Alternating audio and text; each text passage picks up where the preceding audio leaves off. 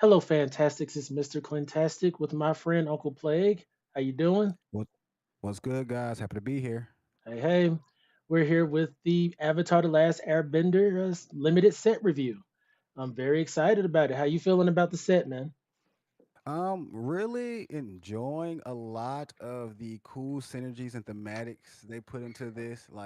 You can really tell that they worked really hard to show the essence of the four elemental colors as well as make it synergistic with MTG. Like by far a much better set than the Spider-Man set.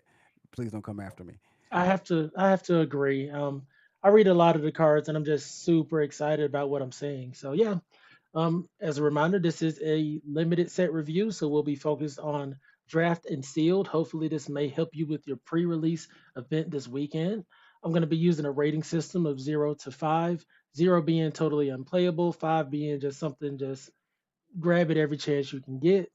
I've already gone through the multicolored cards, the colorless cards, the lands, white, blue, and black. So today we're doing red, and then we're going to wrap up with the green cards, and then just kind of give a final discussion overall of what we think. All right, you ready to go, Plague? We're ready to go. Let's get it.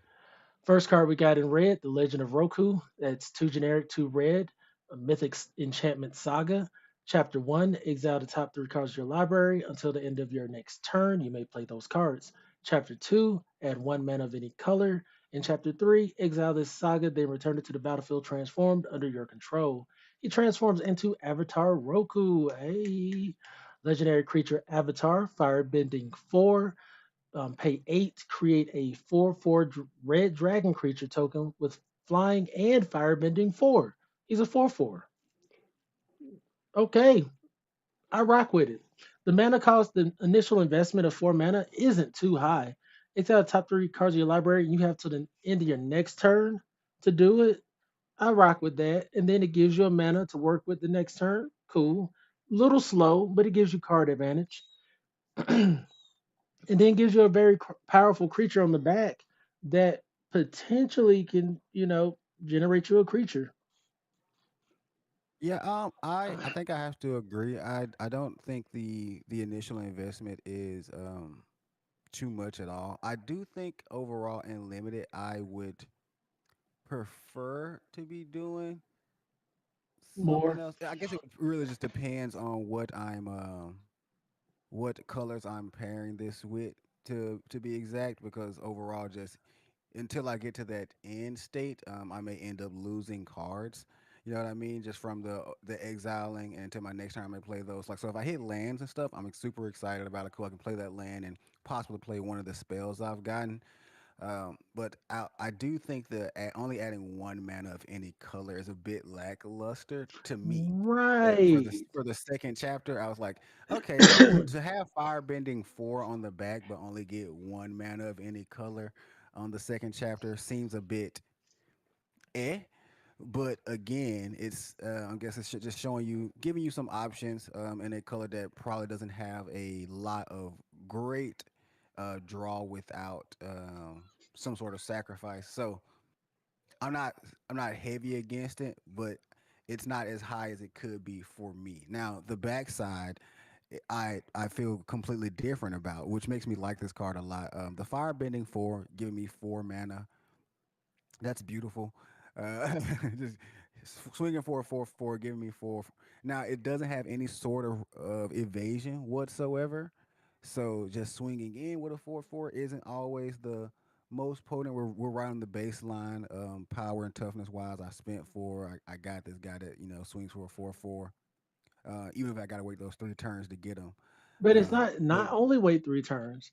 Get 3 cards of card selection and a mana, so you get a right little now, and something, a again, little so extra. you get a little something for waiting those 3 turns. Just overall, it being a body is something I'm like, all right, the body being a body, I'm excited about because obviously you just exile a saga on a normal basis and not get anything back for it. So being able to get a body at the end that can has the potential to produce other bodies that also have fire bending for I like. So even if you weren't, so say that initial exile doesn't work out for you, there's still some upside to look forward to uh, as the card goes forward. Okay, yeah, I like the card. For me, it's even though it's mythic, I'm still gonna put it kind of like a 3.25, 3.5. It is slow. It's slow to burn. Because you play it, you might get some card advantage, you might not. That one mana might benefit you, it might not. And then by the time Avatar Roku comes out, he might get an attack in, he might not. And paying 8 to create 1/4/4, you might be able to do it, you might not. I don't think this is Right. a below average card. I think it's slightly above average, but it's pretty slow. I got to pull up my document. I should have been doing this while you were reviewing, but I'm keeping a just a list of all the cards in each color and what I'm ranking them now, and see if I can do kind of like a compare and contrast later on. What do you think of the of this card 0 to 5? I'm giving it a flat three, and honestly, I that's again, I think it would have to be paired with a a clear color that can benefit from all the abilities it has. So maybe in red white, this probably goes up a little bit because there's a Yeah. lot of lower cost spells in white that we've seen that we can take advantage of from that exile top three. Add the varying mana and stuff like that. Maybe even green, so something that can help us play that pay that 8 for that 4/4. But I have to concur with it's a slow burn. So right now it's sitting at a flat three for me, and once I get to see it in action and probably get a good couple look at the rest of the cards, it may even drop slightly below that. Not much, like not 2.5 low, but like 2.7, 2.8. I like the card. It's not a below average card, so definitely coming above the 2.5 range. Just slow and very specific to what you can make happen. Right. Right. All right. I think Avatar Roku is what's really drawing me to that 3.25. I'm just like, it's Avatar Roku. You gotta respect him. All right. Yeah, and like I said, thematically, these if I had to give all these cards a rating on thematics alone, most all of these cards would probably get fives because they Right. fit so well. They doing a great job. All right. Next we have Faded Firepower. That's X and 3 red. Enchantment Mythic Flash. This enchantment enters with X fire counters on it. If a source you control would deal damage to an opponent or a permanent an opponent controls, it deals that much damage plus an amount of damage equal to the number of fire counters on this enchantment instead. I'm not a fan. I'm not a fan of this. I Not in limited. I don't think this is great in limited. Just because like my thing is, you will want the maximum sync. Like, don't get me wrong, it's a game ender and very specific in niche situations because again it does have flash, so it does give that ability to you not have to play it until they've decided to do whatever they're going to do. And I think that is an important aspect of this because even if it's just I put one into this, I put two into this, whatever they decide to not block could end up changing the aspect of the game. Whenever they decide to block could end up changing the aspect of that block. um, so I don't think it's terrible. I just think it'd be better suited for a more constructed type format. Again, it's the situations would be very niche in which you would want to use it. So like I'm swinging with 3/1/1s. I got 5 mana open. Um, cool. I'll let these 3/1/1s in, but block. Well, let's say 3/1/1s and whatever big guy you have. Cool. I'm gonna let these 3/1/1s in and block your big guy. Okay, cool. I'll pay that 5 for faded firepower. Bam. Those 1/1s are now popping you for 3 apiece, and that's 9 damage at flash speed. You know what I'm saying? So it has its place.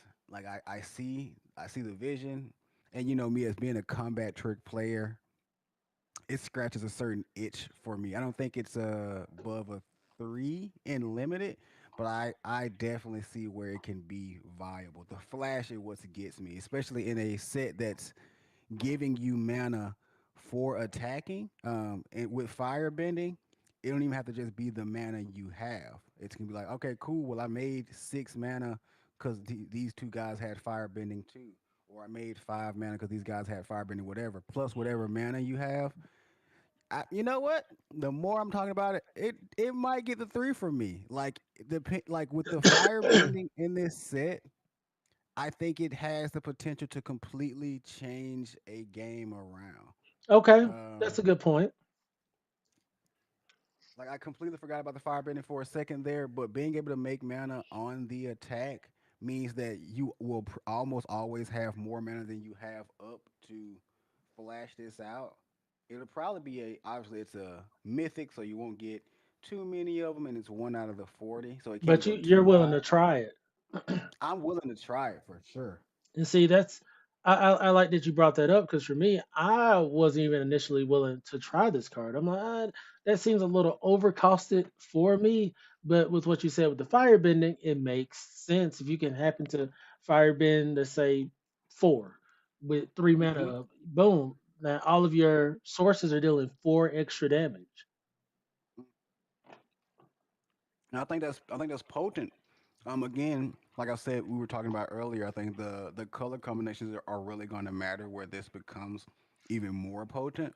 But depending on how many things you've gotten out there that you can swing with, that's a game ender right there.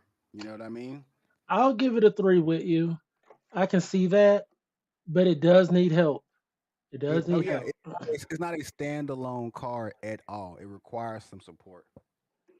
Okay. Next we have Sozin's Comet. That's 3 generic, 2 red sorcery. Each creature you control gains firebending until end of turn. Foretell for 3. That's super strong. That's just an awesome card. It's a it's not just an awesome card. It's a scary card. And the reason I say it's scary is because sh- if you have a way to stop it, cool, cool. But if you've allowed me to gain any type of board state where that mana becomes like so say we pair this with the card above with the what's the name of that card one more time? I want to make sure the faded firepower. You play this, you foretell it early on, right? Turn 3, cool, and you can play it for 3. No, you play it for what? Uh, it costs 2 less, so you can play it. You can play it for 3 later. Cool, awesome, but it's already giving everything I'm swinging with fire bending 5. So that means that no matter what, even at the very low 2 creatures, I get 10 extra red mana to pour into that faded firepower or anything else I want to pour into is disgusting. I think It's disgusting. the upside is high, but the floor is there too because without anything going on, this does nothing. It's not removal, it's not evasion, and it's ramp, and it's like you better have something to do with it. Yeah, I feel like it's very much on the same page as faded firepower, where it's going to require a setup, some help to get going, but the not much setup. It's going to require you to basically just be playing the game. Like are you gonna swing with something? Are you running a swing heavy deck? This goes dumb. It's much better. It's a 5 in constructed. It's a 3, maybe a little under in limited. Mm, for sure. Yeah, I put it at a 3. I was like, I don't think it's below average, but honestly, if there's nothing to do with it, it could fall below average because you're not able to get no value off of it. I would almost give Oh it a yeah, 2.75 if it didn't have such upside. right. I think it would have got it lower for me if it didn't have the foretell option, so I don't have to fully invest 5 mana into it. Because it has that, that does to me make a difference. Because I know I can pay it for 3 now. Just adds a little extra. Okay, next we got Firebending Ascension. It's 1 generic and a red enchantment, rare. When this enchantment enters, create a 2/2 red soldier creature token with Firebending 1. Whenever a creature you control attacking causes a triggered ability of that creature to trigger, put a quest counter on this enchantment. Then if it has four or more quest counters on it, you may copy that ability. You may choose new targets for the copy. There's a lot going on here. So it's a two for It's two. very niche. Yep. It's only for attacking. It's a That's the two. part that's getting me. It's a two for two that creates a firebending one, and then it gives you the attacking trigger, so it's gonna double or triple or do whatever to your firebending ability. So if you're firebending a set, this is what you want to run. It and also it's not a legendary enchantment; it's only um, regular. So you can run multiple copies if you happen to get it. I see this being really good. So I think the only reason I am not on, maybe I won't say not on the same page. The only reason I'm a little hesitant is because, all right, so two for two, right on the line, absolutely fine with that. With firebending one, fantastic. It only cares about attacking triggered abilities, no other types of triggered abilities. So no matter what color you pair with red, only the firebending abilities are going to be the ones that trigger, and or I mean, I'm pretty sure there's some other attack triggered abilities in the other Right. colors, but it's I think it's a little less prevalent in green. Like earth bending they usually just do because of a certain thing. With white, the allies are usually just care about entering. So none of those are triggering this. So like, sure, the if you can get it out early enough to where you can get those, and then I have to at the very least have four different things with firebending that are attacking, or four firebenders, or four turns of attacking with a singular firebender before I'm able to even copy that targeted attacking ability. I don't And I know. think This scales up for me. Even when you're saying it, I'm like, so the firebending one is instantly firebending two because it's gonna double trigger. So, it's not. It's you have to get four more counters before it copies it. oh, mm, That's what I mean. Like it's a timing thing. Like I have to get four more counters on this before it starts to copy that ability. I still think it's possible, and I think there's so many Not that impossible. yeah, Not impossible by any means. Just like we were saying with the last card, with the last three cards, obviously less of a mana sink than those cards because and it doesn't need like those last couple of cards. They're not creatures. They don't attack. They don't block. This can at least like it's not a creature, but it generates one. I think it can pair with airbending as well to get more value if you would like. And then if you happen to perform the payoff, I think that scales up to what these other two cards scale up to with help. that's and again that seems like a lot of work. Just like the other cards. Not saying that that's a lot of work to For do. me, I though, gotta keep this that. one has a creature attached to it, so I'm giving it a four because I'm like, it's a very minimum. It's a creature that can attack or block and help me win a game. The other ones, if I draw it late and nothing's going on, that's where it falls below that three average for me. I play it I early. It's just the ease of play for this is what gives me a higher rating for it with upside. I can respect that. The again, I respect the body being attached to it. I just the four or more quest counters is what's really holding me back from it. I'd give it maybe 3-3-1. I like having the body on it. Like don't get me wrong, love getting the 2-2 body with the firebending one. Just four turns of trying to make sure my firebending go off, or four different things with firebending, I guess for me, the or focus isn't even making it go off. It simply is for limited. It's a two for two with firebending one and upside. That's just base, and I can feel it. on a bounceable. Like if I'm able to airbend it, the upside goes up too because I just get a second one or whatnot. So I would definitely pick if it was me, I would be picking this faster than these two, and I would only pick this Legend of Roku over it because it's freaking Roku. I would want to try it. I would. I'm not gonna. I can't cap. I would probably. I would definitely pick Faded Firepower. Is it Faded Firepower? Yeah, I would definitely pick Faded Firepower over this because regardless of the 2 2 for 2, it's is absolutely nice. But knowing that no matter what, my creatures are dealing X more damage with the ability to play it at instant speed. I think that to me that's a like I said a real game changer again But with once, help. but But I with think this, yeah, yeah, with nothing on board, without something like you didn't play your two but I two or your three the three. same things with fire with the fire ascension. Even if you get that 2 2, it doesn't have haste. You have to make sure at the very least it stays alive to trigger that ability. Like once the fire bending guy is gone, blocked, whatever have you, you still got to re-put things on the battlefield to make it be of use anymore. Like it's I guess this a is the 2 2 and 2. foundation for me. Like this isn't a foundational card. Like you have to build up. Where this is something that helps build up into something like this. So I would start. For me, I would start with this.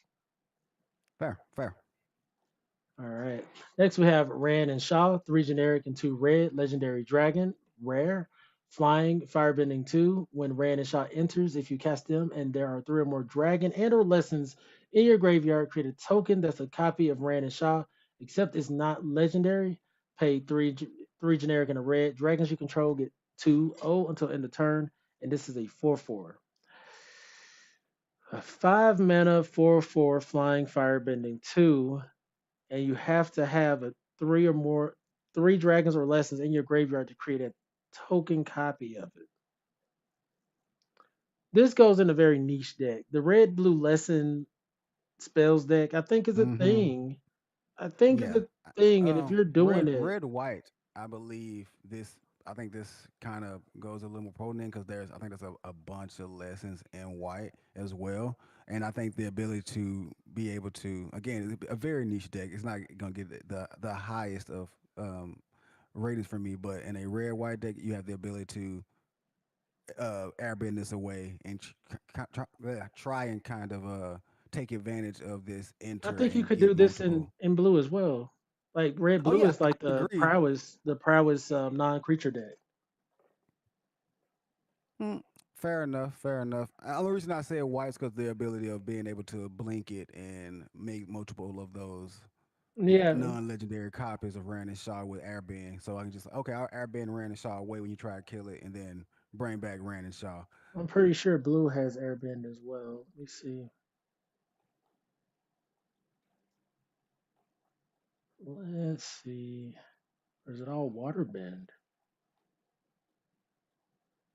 I believe so. I believe black and red are the main ones that kind of divvy out into the have like black has firebending right there, and No, I was seeing if blue had airbend.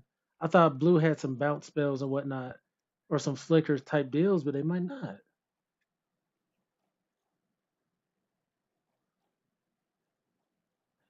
Take a quick peek.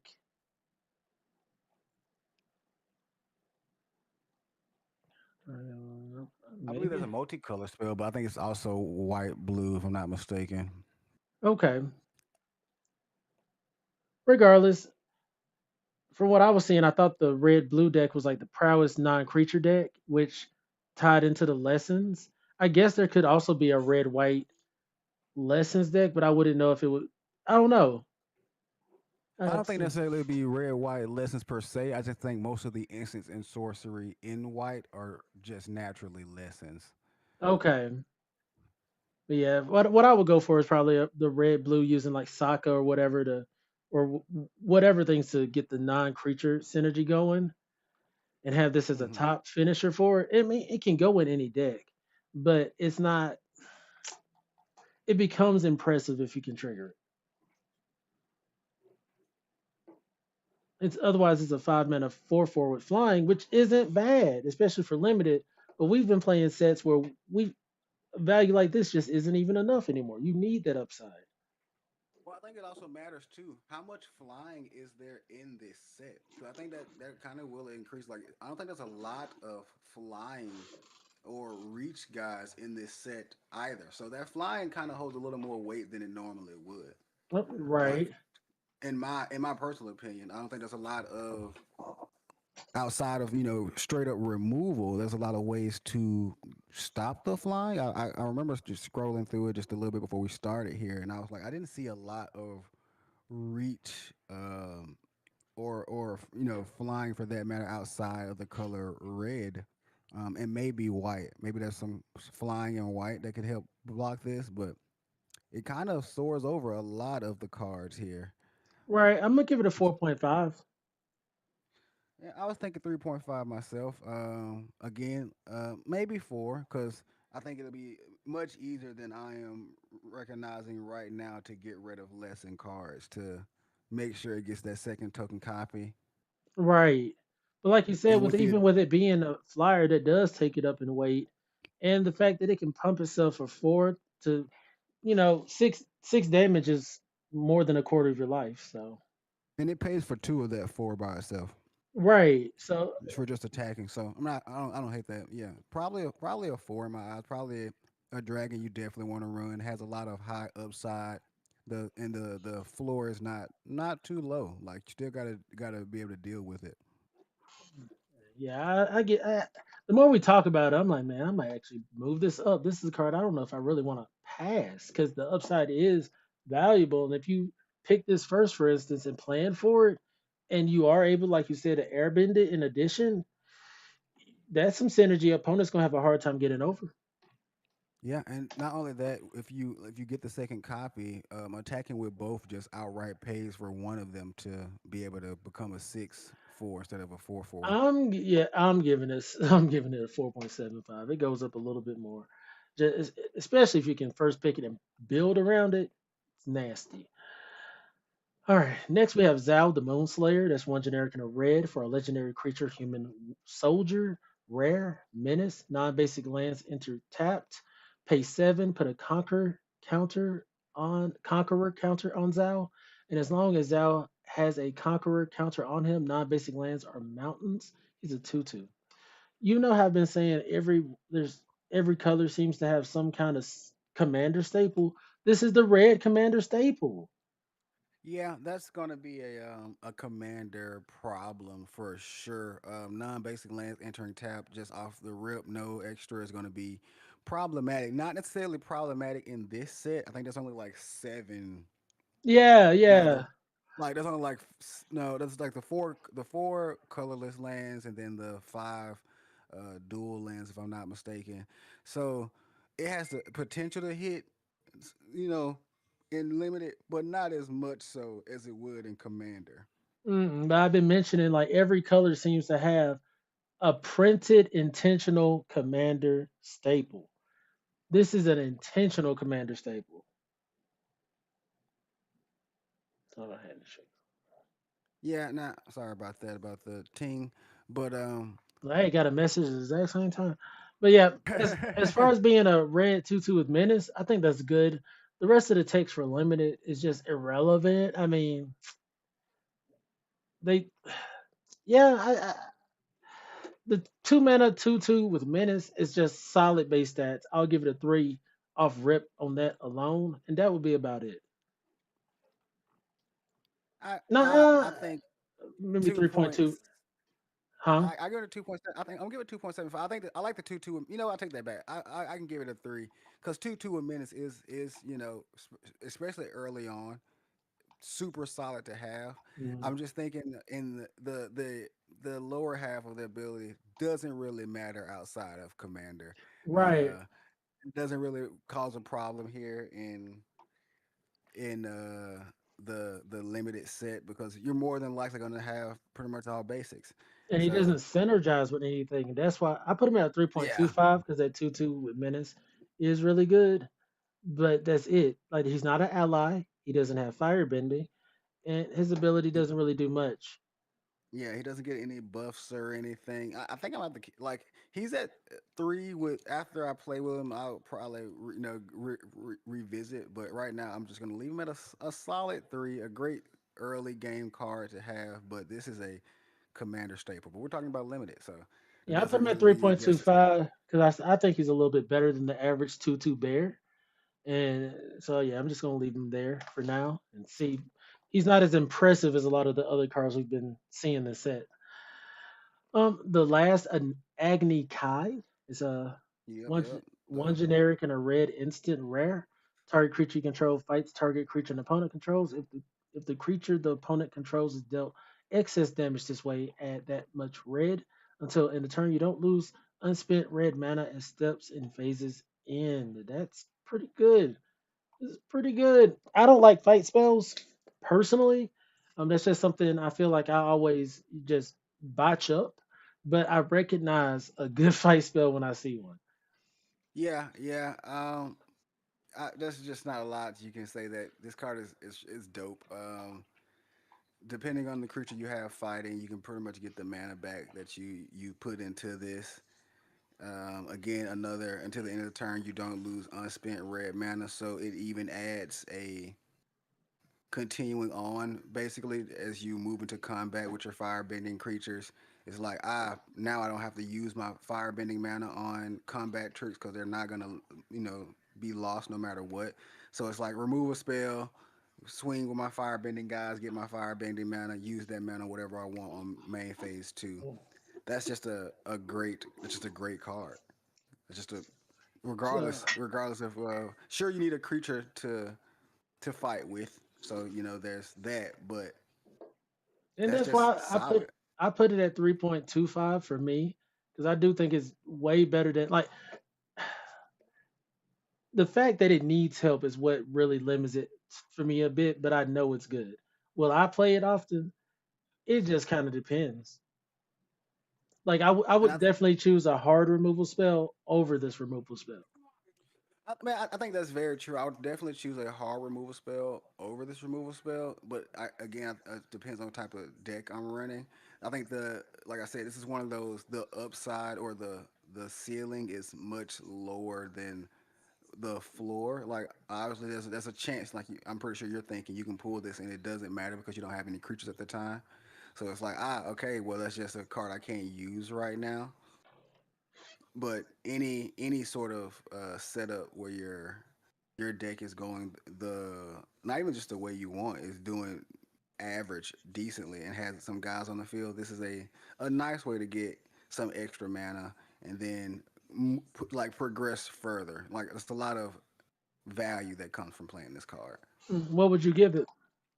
I'd have to go probably above a 3.2, maybe 3.5, 3.7 with the ability to, because again, depending what you pair it with, like even if it's just one of your, you pairing it with green and you got a land, one of your land cards out, so 3.5, 3.7 maybe. I put it at 3.5. I reckon like it's good, but I think there's gonna be like removal spells that I definitely pick over it, and so I don't know how often I'll get to play it. I mean, it being a rare too, it's just you won't get to see too many of them. So, and I always consider that in Exactly. limited as well. So with it being rare, and there's gonna be like the 4 mana black spell with exile and instant speed, I would probably even pick over that card, even though that card is rare. So that even reduces my chances of being able to play it more. All right, next we have Firebending Student, one generic and a red creature, human monk, rare with prowess, Firebending X, where X is this creature's power, 1/2. Solid card. You're gonna want your one drops in limited. I think that's always like something. Like no matter typically no matter what the one drops, as long as it has attack power, it's pretty good in limited to start building up your board. And this has it's a one drop. No, it's not even a one drop. Sorry, it's a two drop. Yeah, I was thinking, I was like, that's not a one drop, but This I get what you're saying though. A solid 2 mana card. I'd probably pick other cards over this honestly if they were 2 mana. Just I like the fact that it has prowess and can get stronger before we attack and whatnot. But with the power being so average as is, right. It needed to you're be at not least gonna a be two doing a two. lot of attacking with this It needed to be at least a unless two you two. yeah, it need to be at the very least a 2/2 because right now with even with the firebending X's powers, like I have to play those instants and sorcerers before I attack if I wanted to get the extra, oomph from it by with the fire bending, Right, and right. that's kind of like, ugh, all right, cool, cool. Now it has the potential to be well, but I think as this base card, it's like a, especially in the rare slot, it's like a 2.6 maybe. Like it's I think not it's better. bad. So the way I see things is like I look at it in the bear state. A average magic card. I know things have changed in past time, but a 2 2 for 2 is typically the base stats. People are like, oh, cool. At least it's a playable stat line, average. So if I get something better than that, I'm like, okay, it's more than a little playable. You know, this card in your Right. prowess specific decks is gonna go. It's gonna be what you want on that curve line. So I gave it a 3.25. For me, I'm just going off the base of it. Like, cool. I play this on two as a 1/2 on three. I'm not attacking with it unless I have some non-creature Mm. spells to play. So it's just sitting there, and I'm probably going to play my 3 mana creature before that, unless and again, because of what I would need to hold on to the mana, even if I were to like pour instance and sorcerer into it, so I could attack. I can't play whatever non-creature spell I wanted because I'm going to lose that mana as that combat ends. Like, this is like a how can I put it? You remember that red 1 drop card from Dragons of Takir that basically had prowess? It was a 1 drop 1/2. This is like a poor man's version of that. It Um, is. It doesn't have haste. And now that I'm thinking doesn't about have it, I'm like, haste. it doesn't even pass the 2 2 test. It's still a 1 4. It has It upside. doesn't. Yeah, it doesn't have any evasion whatsoever. So even if I do prowess this, it can be blocked by a number of things. This is not. This isn't a three to me. And It's a solid card. it could have been an ally. I know it shouldn't be. I know thematically, but even if Yeah, it had the proper creature type, yeah, I'm gonna have to say 2.75 for me. It kind of falls below what I'm looking for. It needs to be a 2 2. Bottom line. And you said like, yeah, yeah. Have to agree. all I right, can't remember the name of that card from Takir, but this is just a poor man's version of that. Monastery Swift Spear, I believe, right? Yes, Monastery Swift Spear. Thank you. All right, next we have Redirect Lightning. It's a red 1 drop. Instant Lesson rare is an additional cost to cast a spell, pay 5 life, or pay 2 mana. Change the target of target spell or ability with a single target. Huh. So poor man's deflecting swat. Poor man's Deflecting Swat. 1 mana, pay 5 life. 5 life is expensive. I mean, it better be a good thing you're protecting. Yeah, yeah. More than likely, I see that more people will be playing, playing this like deflecting SWAT, paying it for the three, and deflecting SWAT has the caveat of being played for free, Right. as a commander, staple. But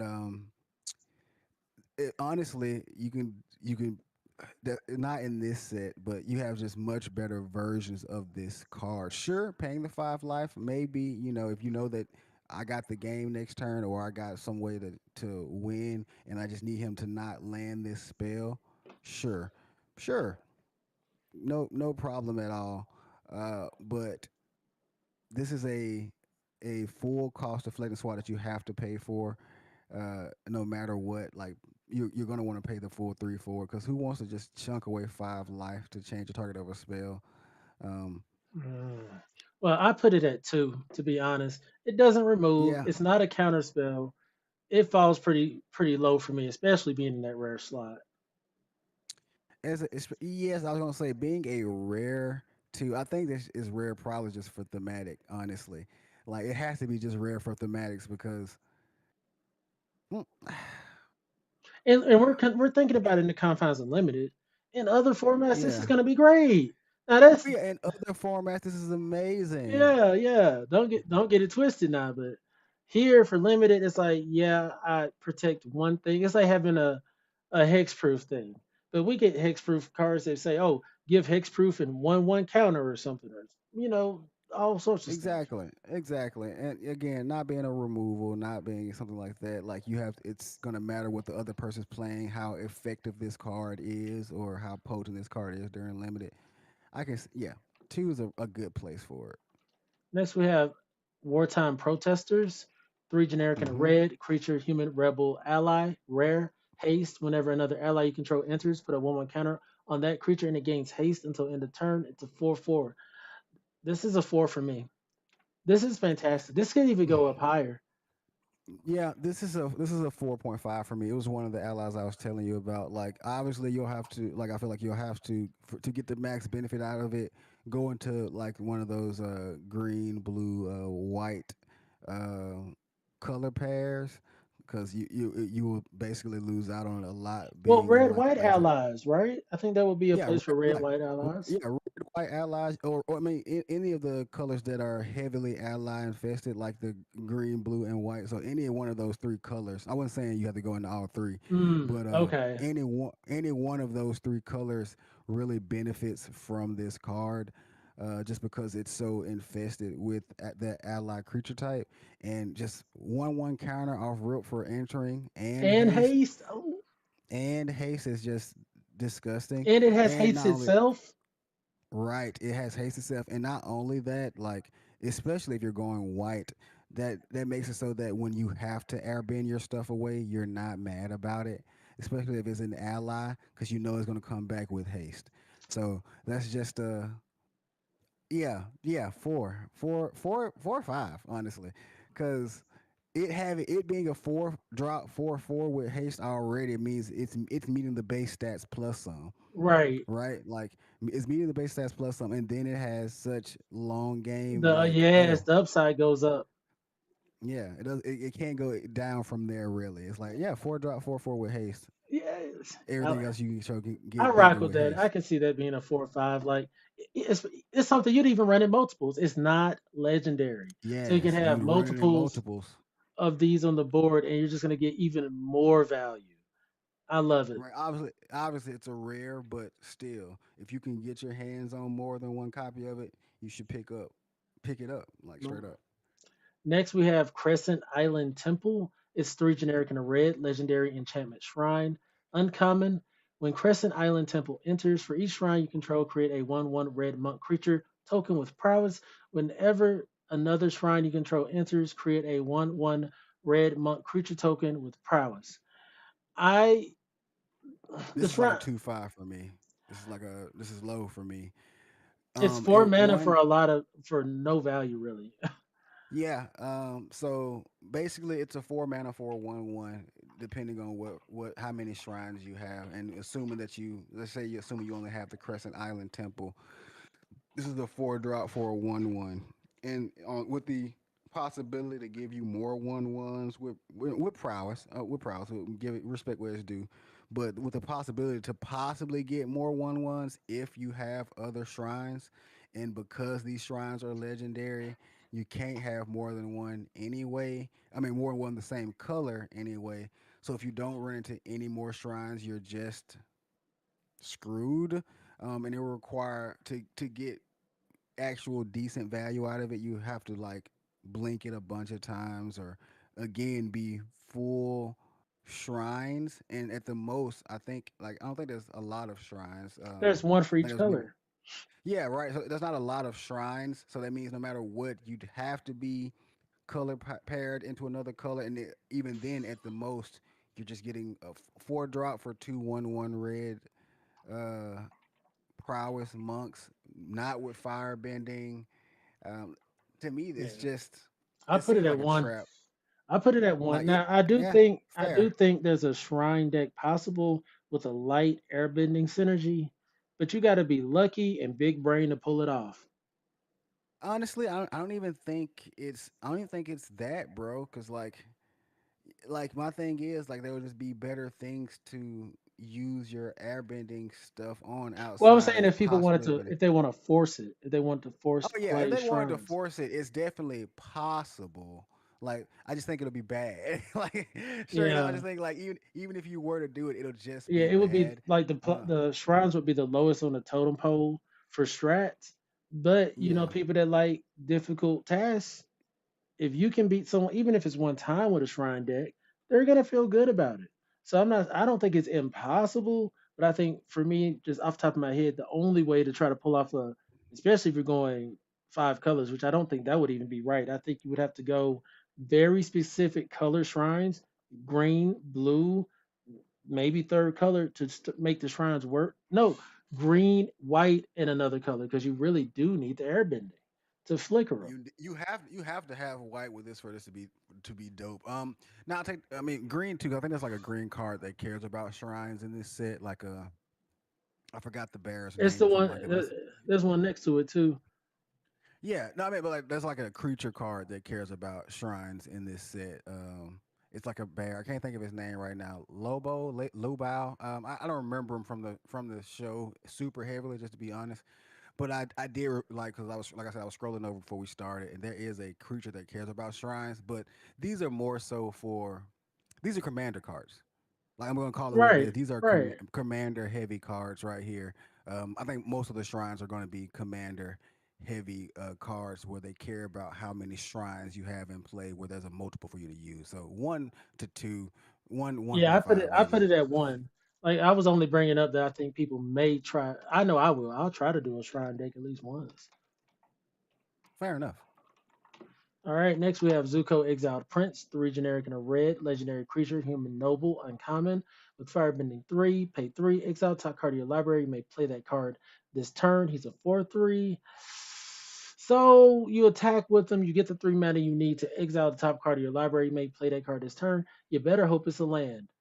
And you haven't played a land, because man, that's Uh, Uh, I won't say necessarily because you got to play this card on 4 maybe early if you got some sort of treasure or a way to make it play it early or decrease in value. But for the most part, you play this on 4. You can't attack with it on 4. Cool. But on turn 5, you don't play anything. You do the fire bending. You okay, swing so with you him. might that's a Yeah, lot you of swing that's with a him. lot. Yeah, you got to pay him on 4, but that's no matter what. No matter what, you got to play him. You don't have to fight with him on 5 unless you got the no, because they only cares about allies. So the haste enabler lady won't even work on him. But you play him on 4. The next turn, you got your 4 mana, and let's say you don't pull a mana, you do swing. You can pay the 3, possibly pull into something you need or another spell to play with the mana you actually left up. I don't hate it. It's not great, but I do think it provides a certain bit of advantage depending on again what you exile off the top. I put it at Because you don't have 3. to. Yeah, like I think 3 for me is probably where I'll sit because you don't have to put too much into this for it to be effective. It feeds itself. The only yeah, I mean, if they got something to block, he has no first strike, menace, or Yeah, he evasion. has So no sort of evasion, and that's a lot of these cards. That's one thing I've noticed. A lot of these cards are lacking in evasion. A because lot they of them want you to fight. in this set. Yeah, I mean that's pretty much the not the premise of Avatar: The Last Airbender, but that's was the entire story was about preventing wars, trying to stop war, and a lot of folks were fighting. So So next we have My Jaded Edge, 1 generic and a red, legendary creature, human noble, uncommon with prowess, and exhaust 3. Put a double strike counter on My. She's a 1/3. The it's a little for, higher than a 3 for me. A little higher than a 3, not a 4 at all, but the butt makes up for her not being a flat 2/2. Meaning so she can block out a couple of of the lower cost creatures. Sure, the exhaust ability is a bit hectic, so like I wouldn't like to play this on 2 and then the next turn give her double strike. I think she's more of a you can get her down early, be an efficient blocker slash attacker depending on what you're doing, and then in the late game once you've gotten some mana to put into it, gotten her down, like all right, cool, now we can give her double strike and she have her should have been start a getting to three do some work. one. She should have been a 3/1. I'm putting her for me. She's a 2 mana 1/3. I'm not upset by her, but I'm just not excited. I'm just like, I'm putting her at a 3 because, like you said, the butt makes up for the lack of the power a little bit, Hmm. and you just got to rely on the upside so heavy. Give me a You do 2. have to rely on the upside super heavy with this card. The floor can be, like I said, at the very least an early game blocker. So don't hate that because if you look at the power level of a lot of these guys, a lot of them aren't going over unless you're like a dragon or something. A lot of them aren't going super high. I think the maybe four is like the sweet spot for this set. So she does block out a good couple of things, but meh, Uh, yeah, three is kind of generous too. So yeah. I mean, I like her. I think okay, real quick, the prowess deck, the non-creature deck. If that's what you're building, these card evaluations can shift, but independently is what I truly like to consider the cards on. And if you're not in that particular deck, you say you're playing a bunch of creatures, you're not running my Jaded Edge because she's not going to get a prowess pump. She's always going to be a 1/3 double striker, which is simply a 1/3. You know, right, so and she's like at the very most she's taking out a 2/2 here and there. She's taking out a 2/2 every now and then. right, right. So, yeah, I'll put her at 3, maybe a little bit more, maybe at 3.25, simply because she does go in the prowess deck so easily. But Right, right. next we have Combustion Man. It's 3 generic, 2 red, legendary creature, human assassin, uncommon. Whenever Combustion Man attacks, destroy a target permanent unless its controller has Combustion Man deal damage to them equal to his power. He's a 4/6. Oh man. That yeah, Oh, that's a four. That's a 3/5 to a four for me. And the only reason I'm saying 3/5 is because his butt does make up for the fact that he this is a 5 drop for a 4/6. However, knowing that I can either deal an extra 4 damage to you if you don't want to lose the thing I'm deciding to destroy, or you got to destroy that thing, and they makes still up have to for it. block. And they still have to block. So that's potent to me because my thing is the turn I play him, obviously I can't attack with him. There's not a lot of I don't think there's a lot of haste enablers for him, but the turn I play him, cool. He's a He's good gonna either blocker. right. He's a great blocker. He's gonna draw out a removal spell if you have one. Like you're gonna want to get rid of him, which cool. Not mad about. But you mess around and let me attack with him. Like you mess around and let me keep him for more than one turn. Let me start getting attacks off. You're gonna have a bad time because I'm gonna start taking out all the things I find as problems. And if you don't take it, don't take or let me destroy it, you're taking extra 4 damage like I attacked you to the face anyway. And you say you don't take it, you take that extra damage. That doesn't mean I don't have the removal spell. That doesn't mean I don't have a way to stop it. It's just a free removal spell every attack. And that's just really high upside. Like you Honestly, gotta stop it from attacking. this might be a 5 for me, bro. I'm sorry, like it does it, No, it don't be sorry. It's like even as I spoke about, I was like, man, that's moving up to like a 4 or 5 for me. That's a removal spell on a stick. on Like just a no, stick or damage no, on a no. stick. All right, or damage on a stick. So it's just like, that's a really solid ability. Very thematic too, by the way. Like that's pretty much what he was. Like you either something next to you got blown up or you got hit in the face with psionic beams. So very thematic build for this card. Definitely think it will see a lot of play. Legendary creature, so you can't have more than one, but I'm okay with that. More than one on the field at a Bro, time. you don't really hear me say this often, but I'm thankful he's only legendary. If someone was able to have multiple copies of him in limited, bro, we would have a bad time. We would have an And also, unfun time. even with the little the what's the word for it they named him wrong. It should be Sparky Sparky Boom Man. Haha. uh That's the alt. That's the alternative.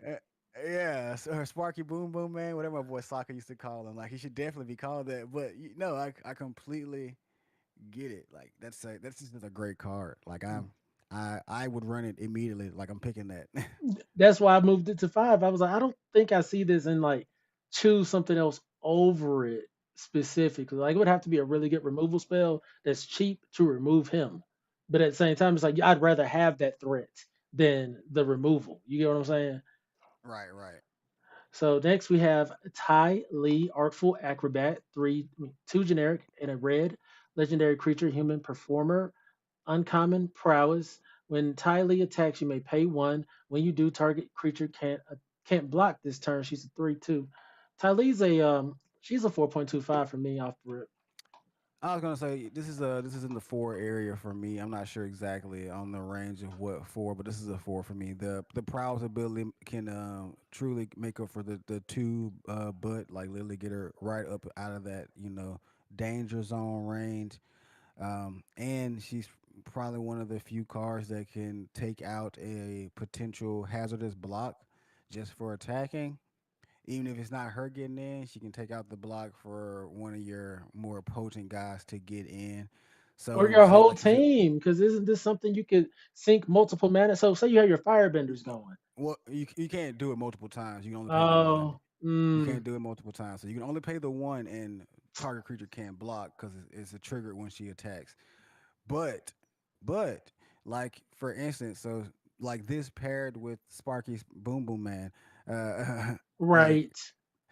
it's like okay, cool. I know I can blow something up, but oh, you don't want to blow it up? Cool. I'm just gonna make it not able to block this turn. Cool. Like it's like a cool. I'll make it not able to block, so I can still be able to do what I wanted to do. Take out your most potent thing, at the very least, making it not be able to block, and then still send in my buttload of creatures or my most potent things. So it's definitely a four. Uncommon. Sure, it's a legendary creature, so you can only have one, so you can't double up on it a lot, but that's fine. It's That's a just a good card all around. yeah, continuously being able to make something unable to block this turn, meaning that you might as well just send it at me because I'm not gonna let you block with it. Right. Right. Exactly. So next we have Jong Jong, the Deserter, two generic and a red, legendary creature, human rebel ally, uncommon, firebending one with exhaust three. Put a 1/1 counter on Jong Jong. When you cast your when you next cast a lesson spell this turn, copy it and you may choose new targets for the copy. Huh? He's a 2/3. This is Mm, like a three for me because the exhaust ability can only be activated once, meaning you can only copy a spell one time. Um, like you can only do this one time whenever you want to, and it's really gonna matter what you have, and even then, it's gonna cost three to do. Meaning that I got to get rid of some of my mana to make sure that this thing becomes a 3/4, which is nice. Maybe a 3.25 and it's because I only can for make it. lessons. It's only for lessons. I think most, like I said, I think most of the instances, or the majority of the instances sorcerers in here are lessons, which is why lessons have such a prominent, um, I guess, reference in a lot of these cards. I'm gonna give him a Most 2.75. I can feel that. I think the fire bending one with the potential to be a 3/4 is probably why I set him at three. Like he still gives me that fire bending one. Excuse me. So he's still able to pour into that exhaust if he wanted to. I can see why you haven't given him a 2.75 though. For sure. Definitely very niche. All Like right. very, I won't say niche, very specific. He's specific. Now, someone, big brained over there, they'll probably like, oh, I got this specific spell I want to copy. And that's what they're going to do. They have intention with them, but you better have some intentions. Uh, Mm-hmm. Next, we have combustion technique. It's one generic and a red, instant lesson uncommon. Combustion technique deals damage equal to two plus the number of lesson cards in your graveyard to target creature. If that creature will die this turn, exile it instead. This is a 4.75 for me. Uh, it's still a three for me. This at the low end, this is a two for two, which is cool. But we shock exists where it's one for two. Um, and this doesn't go up with combustion technique itself because it won't be in the graveyard to count itself. So low end, this is a two drop for two at instant speed, which I don't hate. But high end, it's a two drop Why for wouldn't it be in the more. graveyard to count itself? Because once you cast it, it'll go on and just do the two plus the number of lesson cards in your graveyard. Would But it if you have count itself? multiple, yeah, if I mean not itself, but multiple combustion techniques just go up. Yeah, that's what I'm saying. I think it has the potential to go higher depending on the number of lessons you're playing. Like I said, there's a lot of lessons. Most of the instants and sorcerers in here are lessons, but it sits at three for me for right now. I really And would it have to being instant, see it in action. yeah, being instant speed as well. I think this goes in any deck running red. Just bottom, Oh just yeah, I think it goes in any deck running red for sure, but it's going to require you to have a multitude of lessons. Like there's a or deck just where it's or really mo- good in. or just one where you just draft all these, run three copies of this because they're gonna see each other in the yard. That's still multiple lessons. You know, you're gonna need a multitude of lesson cards, even if it's just this over and over again. Yeah, Um, that falls. That's a three for me right now. Decent removal, not great removal like, without I would you know. definitely pick it over a fight spell. Me, but Oh yeah, that's I my mean, style. yeah, I mean that's for sure. Like you over a fight spell because the fight spell requires you to at the very least have a strong creature, but that I can see it. I can see it. Shock. Well, isn't shock or I guess Yeah, but shock doesn't lightning scale strike. up. This scales up. The more copies you have, the better it gets. Is what I'm saying. Like you have four copies of it. Now the first one you play, yeah, that's early game. Second one you play, mid game. Third one you play for the mid to I late. got you. I Yeah, got you. it I goes got you. up. Next, we have Iroh's demonstration. One generic and a red sorcery lesson. Uncommon. Choose one. Iroh's demonstration deals one damage to each creature your opponents control, or Iroh's demonstration deals four damage to target creature. I hate that this is not instant speed. I'm I'm gonna put it at a four. Yeah, I'm about to say I too don't like that it's not instant speed, but I love the versatility of it. I like the Has versatility of it too. has the ability to either get rid of a bunch of this is basically a anti-allies if you don't have the Yep, buffs for them. It's just like, yep. okay, cool. I can deal one damage to all of these allies, or I can deal four damage to something big you got. And I think this card also just adds to my understanding that I think four is the sweet spot of this set. The more we go down, the more I'm seeing the powers and whatnot. I think that's the average power level of everything in here, and we can go back over it after we finish this to see, but I think it's hitting that sweet spot as far as dealing damage. We know there's some things with six toughness and stuff like that, but this is a solid four. Okay. Yeah, we gotta speed it up a little bit. It's been an hour to get through. We're not even through the commons yet, or the uncommons. Tiger Dillo. One generic and a red cat creature. Well, creature cat armadillo uncommon. This creature can't attack or block unless you control another creature with power four or greater. It's a 4/3. That's easy. That's easy to do. You just another card. You have multiple copies of this. It triggers itself, and you have two mana 4/3s. Yeah, true, true. What do you think? Uh I think it's a solid card. Right now it's getting like a 3-5 from me because it is easy to do, but I like again it if you don't have that, you're kind of stuck, you know what I mean? Because they can't attack or block. I can see if it couldn't attack if you can control another creature with power four or greater, but it also can't block unless you control a creature with power four or greater. So it's very easy to take it offline, just as easy as to put it online. Mm, okay. Yeah, I'll put it at 3.75. I still think it's really good because the stats are great. You do need The some stats are assistance, amazing. The stats are amazing. I will give you that. but I don't think it's too hard to trigger, especially if that exists. All right. Next, we have Twin Blades, two generic and a red artifact equipment uncommon flash. When this equipment enters, attach it to target creature you control. That creature gains double strike until end of turn. Equip creature gets +1/+1, and equip is two. Mm, I don't play a This is lot of artifacts or equipment in limited. this is a four for me. And with any sort of fire bending, this is the very least. I'll just say even fire bending one. This is a two drop flash +1/+1 and double strike forever. Uh, It's only double strike till end of turn. oh, sorry, game double strike +1/+1 forever, and then double strike. That does drop it a little. That does drop it a little bit for me for the double Oh strike yeah, when it gets to the end of the turn. if it was double strike forever, yeah, heck yes.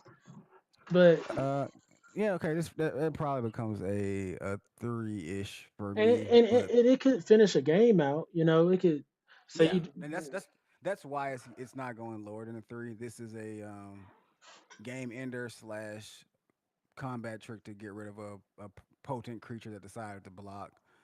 Uh, I'll give it a 2.75 because it does need the assistance to do anything. well, I mean, not particularly. It just needs a creature, just like the lessons need the lessons in the graveyard. It's like that. It just needs a creature. But like for Any instance, the lesson situation, the lesson at least do something on the front end without any help. You know what I'm saying? And then it fair, needs fair. more help later on. This needs something initially to do anything. I can respect that. And but I do I said 2.75 for me because I probably wouldn't play this often. But at the same time, this is going to be a card that beats me. You see what I'm saying? Like I know it will. Yeah, yeah. It's gonna catch a lot of folks off guard. They're gonna forget about it for sure. Yeah, it's gonna catch me off guard, and or I'm gonna be paying attention for it, and, or think that it's coming and play wrong. Something's gonna happen. Jets brainwashing, one red sorcery uncommon kicker three. Target creature can't block this turn. If this spell was kicked, gain control of that creature until end of turn. Untap it and it gains haste until end of turn. Create a clue token. This is good. That's yeah. That's basically it meets the base stats of a steel spell and it has a bunch of upside. It has Like all the I upside. can right, I can pay it for low and just make sure something can't block this turn to get in for a decent attack. Pay it for its full cost, take control of a creature, give it haste, and create a clue no matter what. Like no matter which one I decide to do, create a clue, which is nice. Just some draw or artifact for those sacrifice abilities that come with black. I'm gonna give it a 3.25. It's I won't say necessarily situational, um, but you gotta do some things with it. But it can Yeah, end a game. I was going to put it on three. Uh, Definitely it can be a game changer. Well, I guess 3.25 is a good place for it because, like I said, three different options for it at that point. It's like I need the clue, I need to make you not block, or I need to steal something. Right. The clue I think is gonna be one of the more important things about the card. Just having that to sack off to something, draw a card, whatever on that as an option. They didn't have to do that. Mm-hmm. Next we have And the money. Oh, go ahead. oh go ahead. I was just gonna say the mana you save from not outright stealing something can be used to go ahead and sack the clue for a draw, and it's just it has a lot of upside. Next we have Price of Freedom, one generic in the red, sorcery lesson, uncommon, destroy target artifact or land an opponent controls. Its controller may search their library for a basic land, put it onto the battlefield tapped, then shuffle, and you draw a card. This is so rude because it replaces itself. So in any red lesson deck, you just play it. You're Yeah. always gonna have a land to blow up. And granted, they go get another land. Who cares? You replaced your card. Yeah, this is one of those because I was thinking about how with Firebender, this is one of the cards you play beforehand, right? More likely on main phase one. Get rid of one of their lands that aren't tapped for any shenanigans or Or one of uh the earth bent lands. yeah, or one of the Earthbend lands, yeah, for sure. So an Earthbend land or one of their untapped lands to make sure there's no shenanigans. Draw a card and then go about your combat phase, knowing that all right, they're a little less than what they had beforehand. So whatever shenanigans I was afraid of, I either got rid of the ability of them to play it, or I got rid of one of their creatures that were in the way. Yeah, I'm putting this at like a 4.5 actually. I like this a lot. Um Typically I don't like cards that don't remove creatures, but this pseudo removes creatures and also it replaces itself like and it fuels a deck like that prowess non-creature deck or Mm-hmm. that want them it's fueled like oh I'm gonna play this immediately as soon as I get a chance to play it I'm gonna play it to get that card in the yard draw a card and hopefully draw another one of these to do it again.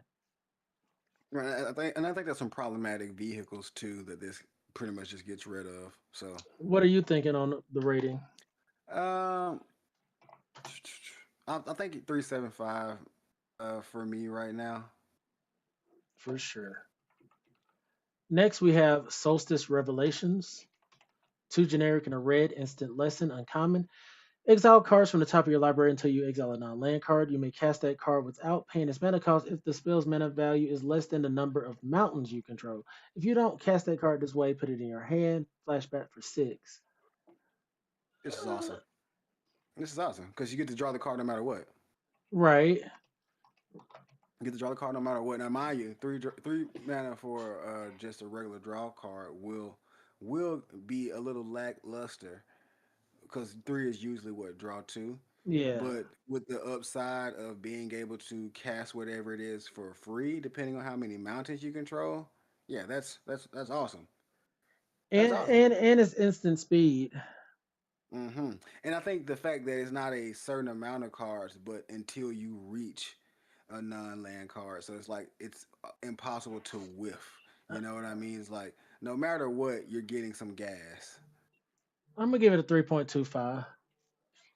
I Yeah, think. I got 3 5 on my end I feel with the like it. flashback cost too. Yeah.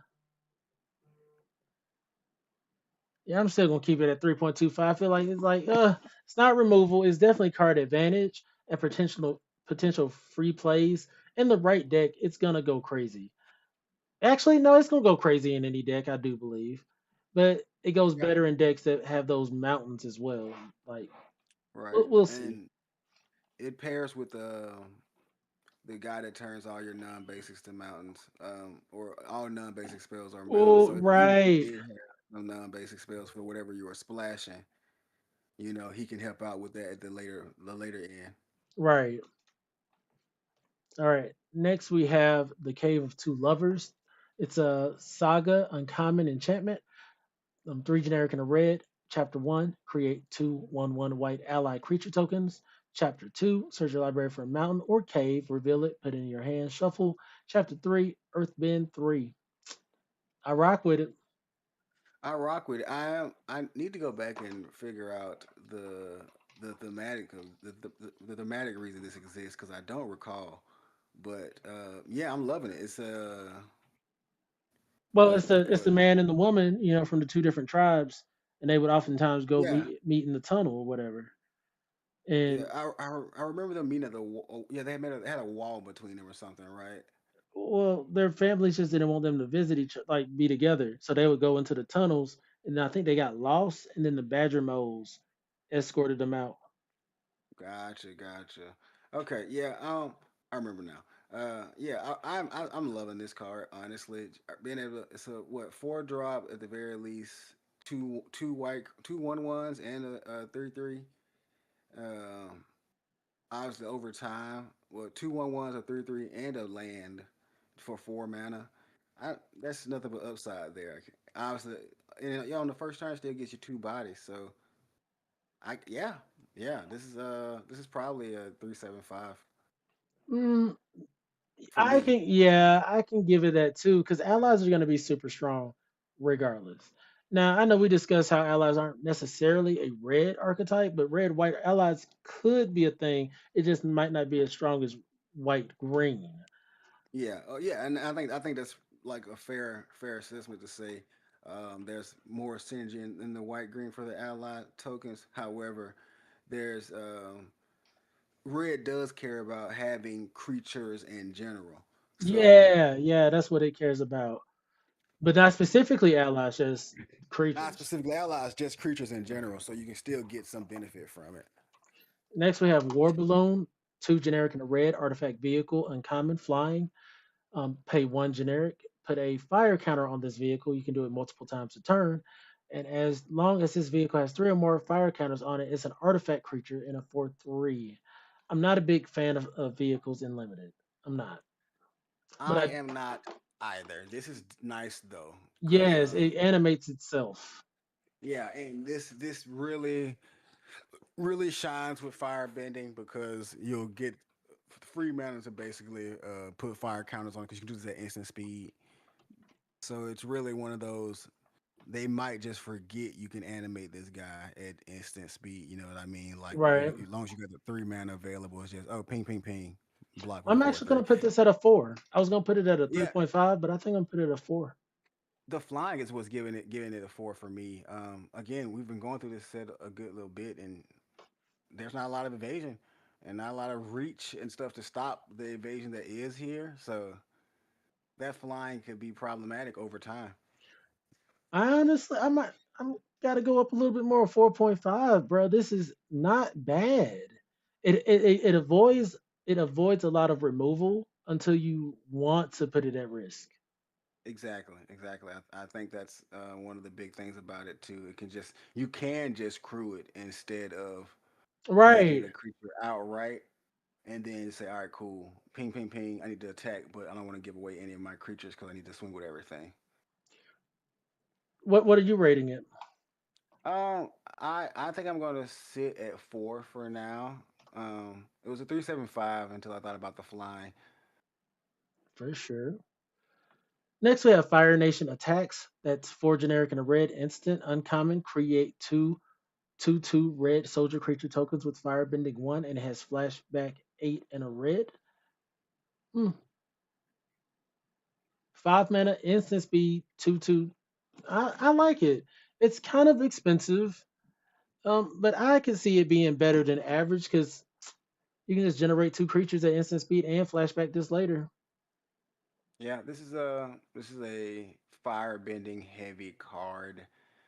You want to play this for Oh, that makes it even yeah, better. yeah. You want to play this during a combat step because you've gotten some attacks off, gotten some free mana, and then it's basically just giving you two more blockers to The flavor, yes, bro. yes. Oh Yeah, man, yeah. yeah. The flavor wise, this entire set is five.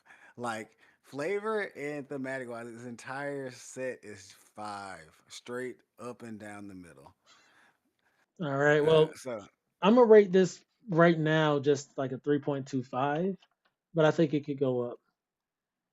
yeah, because my thing is, I'm gonna give it a little higher than that. I think I'm gonna go 3.5, 3.7. Because my thing is, any sort of fire bending, right, can make this cost four. So that's four for 2/2, which is basically mean the basis two twos. So even as a firebending one makes this a really solid card. Any more firebending makes this card really, really good because I'm getting way more out there than I would normally get for 3 mana or 2 mana or however much firepower I decide to put into it, as well as it having flashback. Flashback is good. It's expensive, but firebending is gonna change up Expensive. those costs. Mm-hmm. Mm-hmm. Next, we have Fire Sages. It's one generic and a red creature, human cleric, uncommon with firebending one. You can pay one and two red to put a 1/1 counter on this creature. It's a 2/2. That ability is you can trigger it multiple times a turn. So a 2 mana 2/2 with firebending one. I already told you I like things like that. That's simple, Yeah. and it has Already upside. the base. Yeah, Yeah, I'm like this is like a three, if not four, like a 3.75 for me. Sure, right. the 3 man I gotta put into it is a little hefty, but this is a late game sink. Like, oh, you didn't kill this off because you didn't feel like it was important. Cool, three, three, three, three. I'm putting this at 4.25 because yeah, no, I'll leave it at 4. If you are in the firebending camp, I mean, this just gets better and better. Yeah, I can't argue with that. It does get better and better, which is why I'm like it's like 3.75 to four for me. And the only reason I'm saying 3.75 is because early on, if obviously if people catch on to it, this is it's easy to remove. Is it that area where the majority of the majority of the removal does take it out, but again, it pulls a removal out of their hands. For a 2 mana creature, and then it pays for Right. 1 point of its pump cost the next turn. So even if say you miss a land drop, you swing in, you can still your firebending one, so you can still pay the 2, 3, whatever, and make it a 3/3 on turn 3. Yeah, I agree. I agree. I can't Next argue with that. Next, we have Firebending Lesson. It's a red mana instant lesson, common with the kicker 4. Firebending Lesson deals 2 damage to target creature. If this spell was kicked, it deals 5 damage to that creature instead. I'm gonna give it a 4.25. I was about to say that's a four. That's just a fire bending must play. Like if you see this common, you need to go ahead and pick it up for fire bending because no matter what, you'll always be able to play it for less, and Right. it'll deal with any pesky threats you may have before they get a chance to block. So solid, super solid card, and it's a lesson. Has a bunch of synergies. The lessons. So I looked through the lessons yesterday, and came to the conclusion it wasn't enough. But after finally getting through a majority of the set, there's enough lessons to do any lesson synergy you want. Yeah, yeah. I think I don't know. Maybe I won't say the majority. I need to look through again, but I think the majority of the instance and sorcery spells are lessons. Yeah, that makes a big difference, and it makes the lesson deck possible.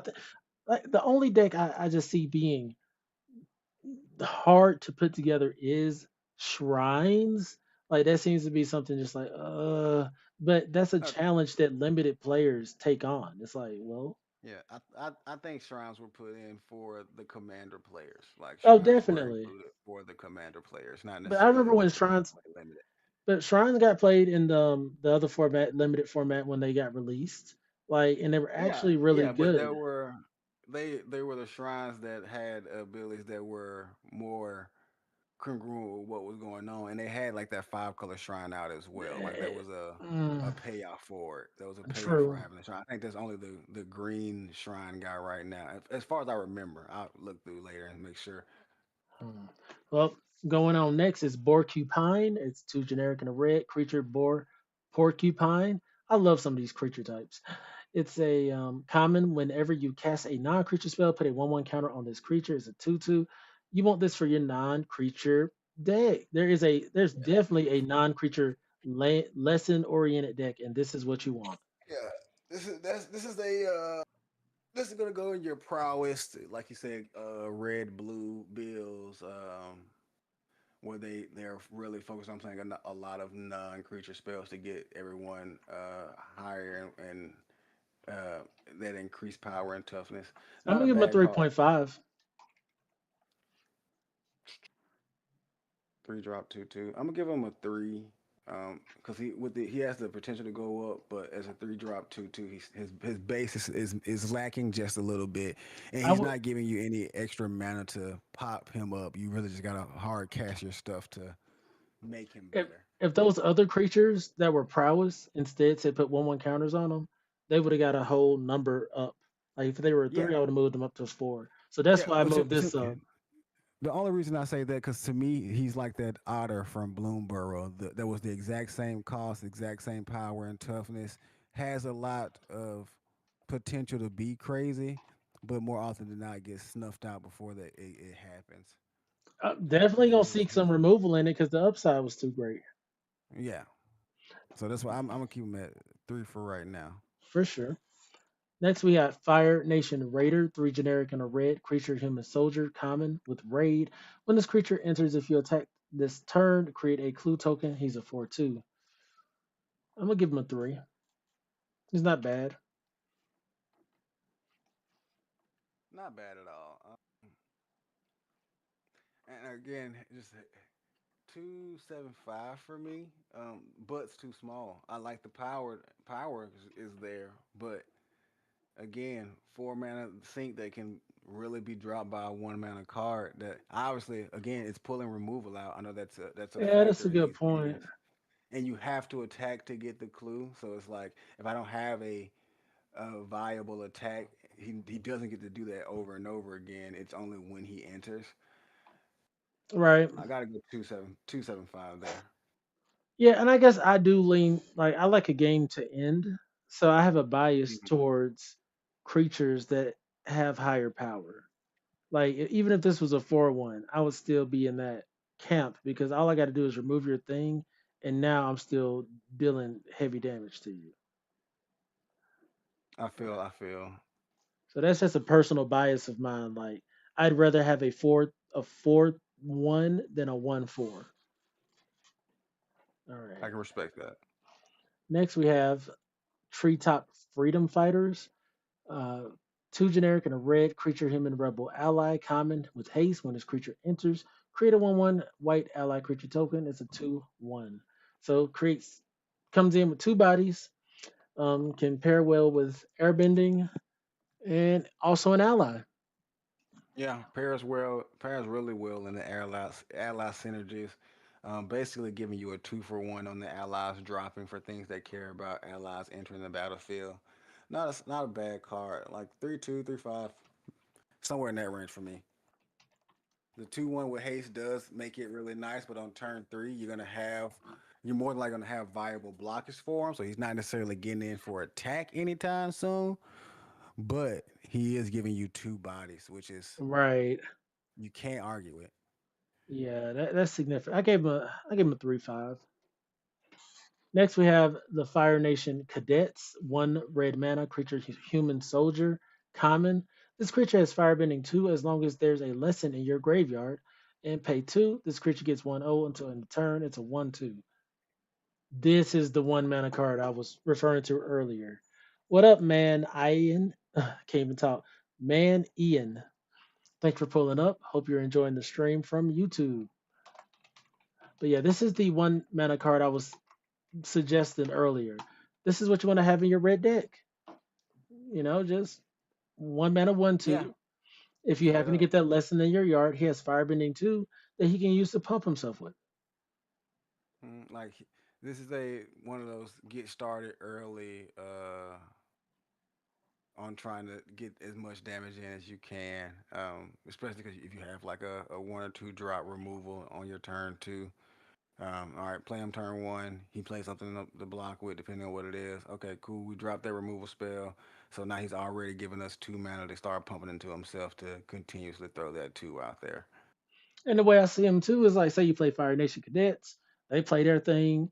You use a lesson to remove that thing, swing in with Fire Nation Cadets. You still have 2 red mana to sink into them or possibly play something different. And then when you play your Freedom Fighters the next turn with haste, you're swinging in with Firebending 2 to potentially remove something. You know what I'm saying? Like it starts to Right. layer. I can start seeing the curve a little bit. Um, I love it. I think it's great for limited, especially. I'm gonna give it a 3-5. I'd run multiple copies of this. Oh yeah, I'll give it a 3 to myself. I was like, I think this has probably one of those red drops. You just one drops you have to pick up, Yeah. Will it be the especially in case? But especially in red, especially in red. yes.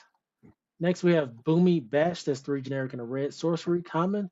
Choose one. Boomy Bash deals damage equal to the number of lands you control the target creature.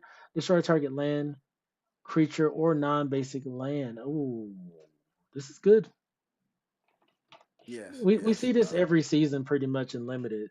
The only thing is it's not instant speed. The sorcery is a problem, but you do have options, and I think destroying that non-basic or destroying that target land is gonna be important, especially because of earth bending. Right, and it doesn't replace it. Now, the one thing we got to remember with the earth bending is obviously yes, if it's not a recursive earth bend ability, it's great, but the them still getting that land back. It's just earth bend is so potent. It is. Earth It's. earth bend is so potent, bro. It's like I get that back. I still have the same amount of mana, I'm gonna give it a 4. but I had it at 3 on mine. But then again, I can see having a I think it not being able to be any target is why I gave it a 3.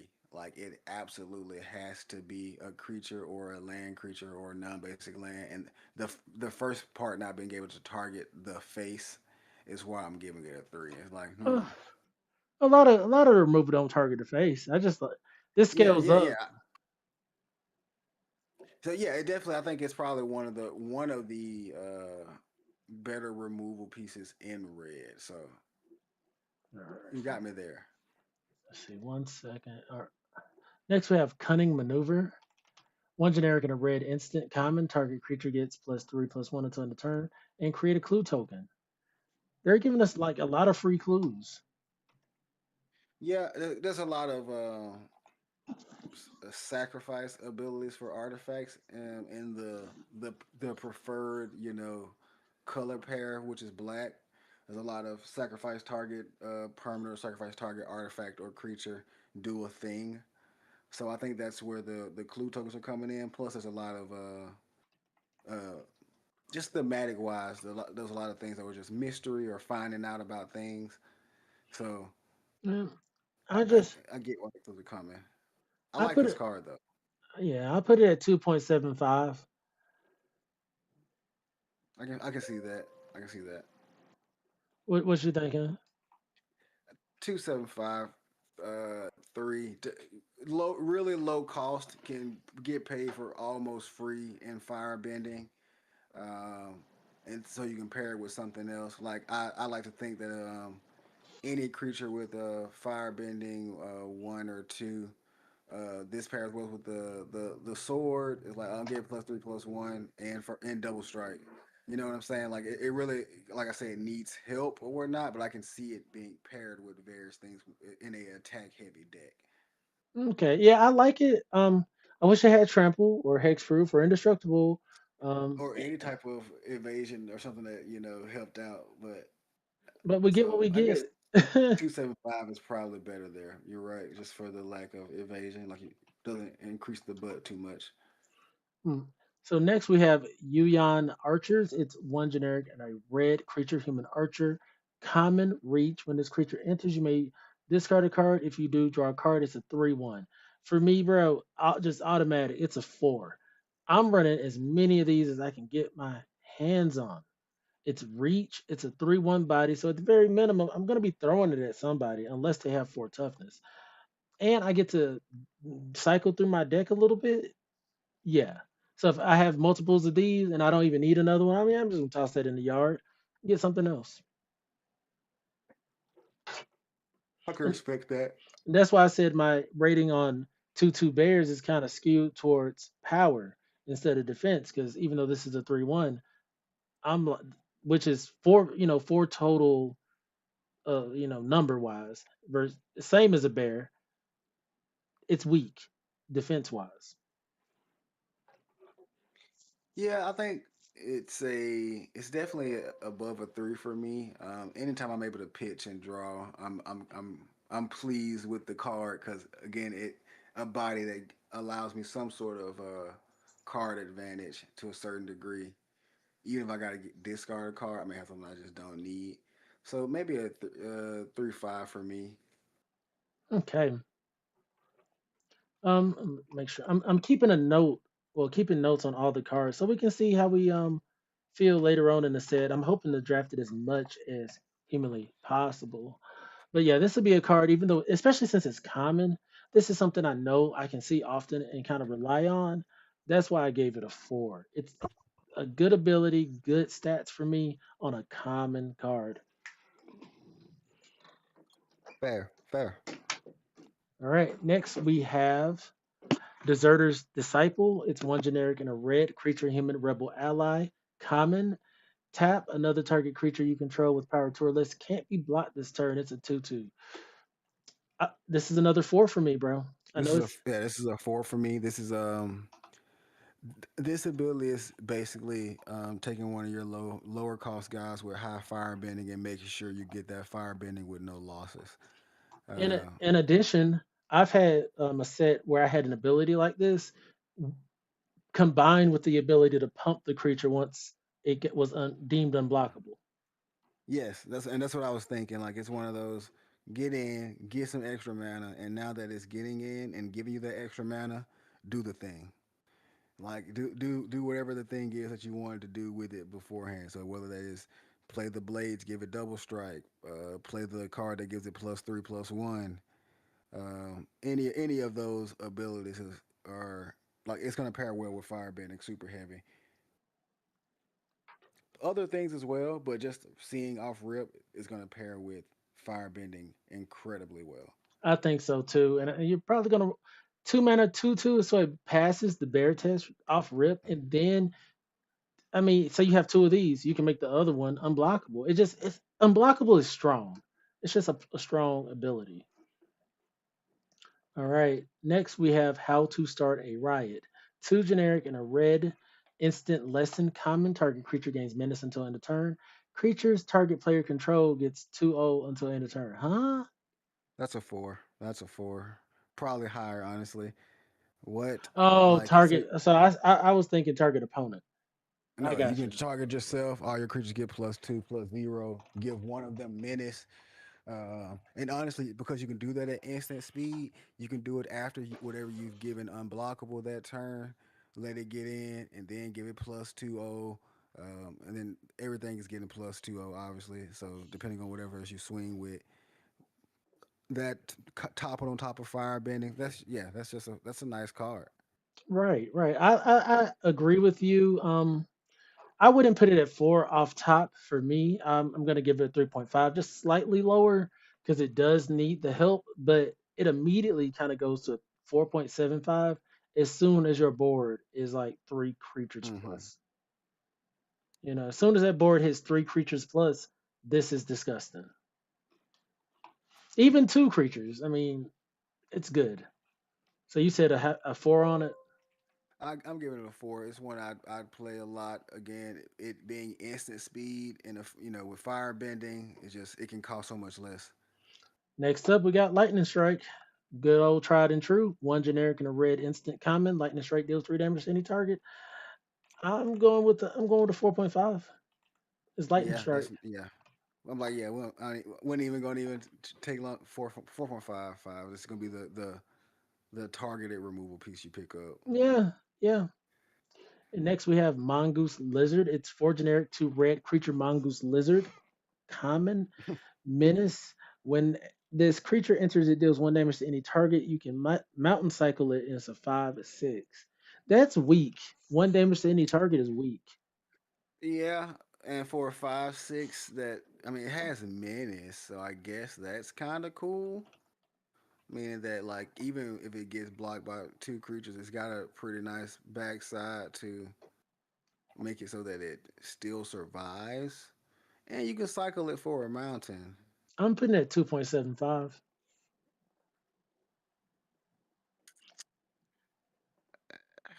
I'm not picking this up, so 275. I won't pick it up over a lot of things, so I can agree. Probably two You, five actually. you get what I'm saying? I'm not gonna pick that up often. And next we have Rough Rhino Cavalry, 4 generic and a red creature human mercenary with that's common. Firebending 2, exhaust 8. Put 2/1/1 counters on this creature. It gains trample until end of turn. It's a 5/5. So a 5/5/4/5 with firebending 2, exhaust 8. It's not the worst thing in the world. It's not at all. It's not at all. The exhaust is basically 6 instead of 8 because you're gonna want to attack with it when you're planning to give it trample. So at the very least, the exhaust is gonna cost 6 out of pocket if you don't have any other fire bending. I might have to put it at 2.5 though. It's just not exactly what I want to be playing. I think I'll go a little higher, like 2.75.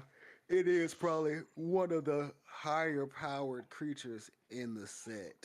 And just having a beat stick that has the potential to be bigger than everything else, I think that's something to be at the very least like noteful of. Right. Okay, so that's all of the red cards in the Avatar Last Airbender set. Just a reminder, we rated these cards on 0 to 5 scale, primarily for draft and sealed and pre-release. Um, Trying to give our best instances and ideas on the card. Red, for the most part, doesn't come off as strong as black, white, or blue did to me. It came off very. This card looks okay. This card looks good. This plays well, but black, white, and blue just kept having banger cards to me.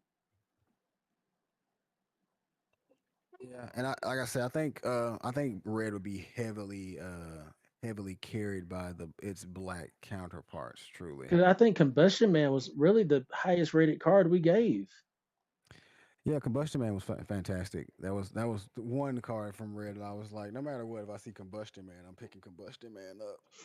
Right. So I'm gonna take me and Plague gonna take a quick break, and then I'm gonna at least get started on the green cards. Are you gonna be able to do the green cards? I should have the time to do that. I should. Let me check on the little one and the wife and make sure, but I Okay. should be able to do that. Let's take 5. All right. Bet.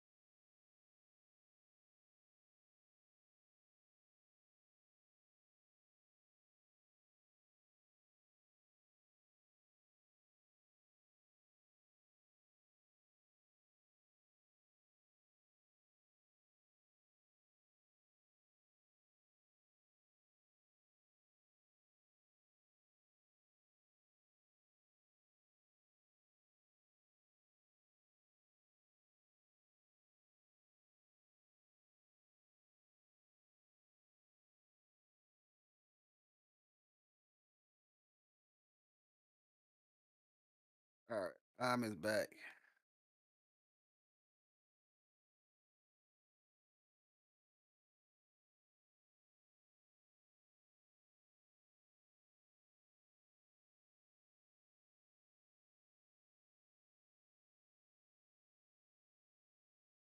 Yes, sir. Yes, sir.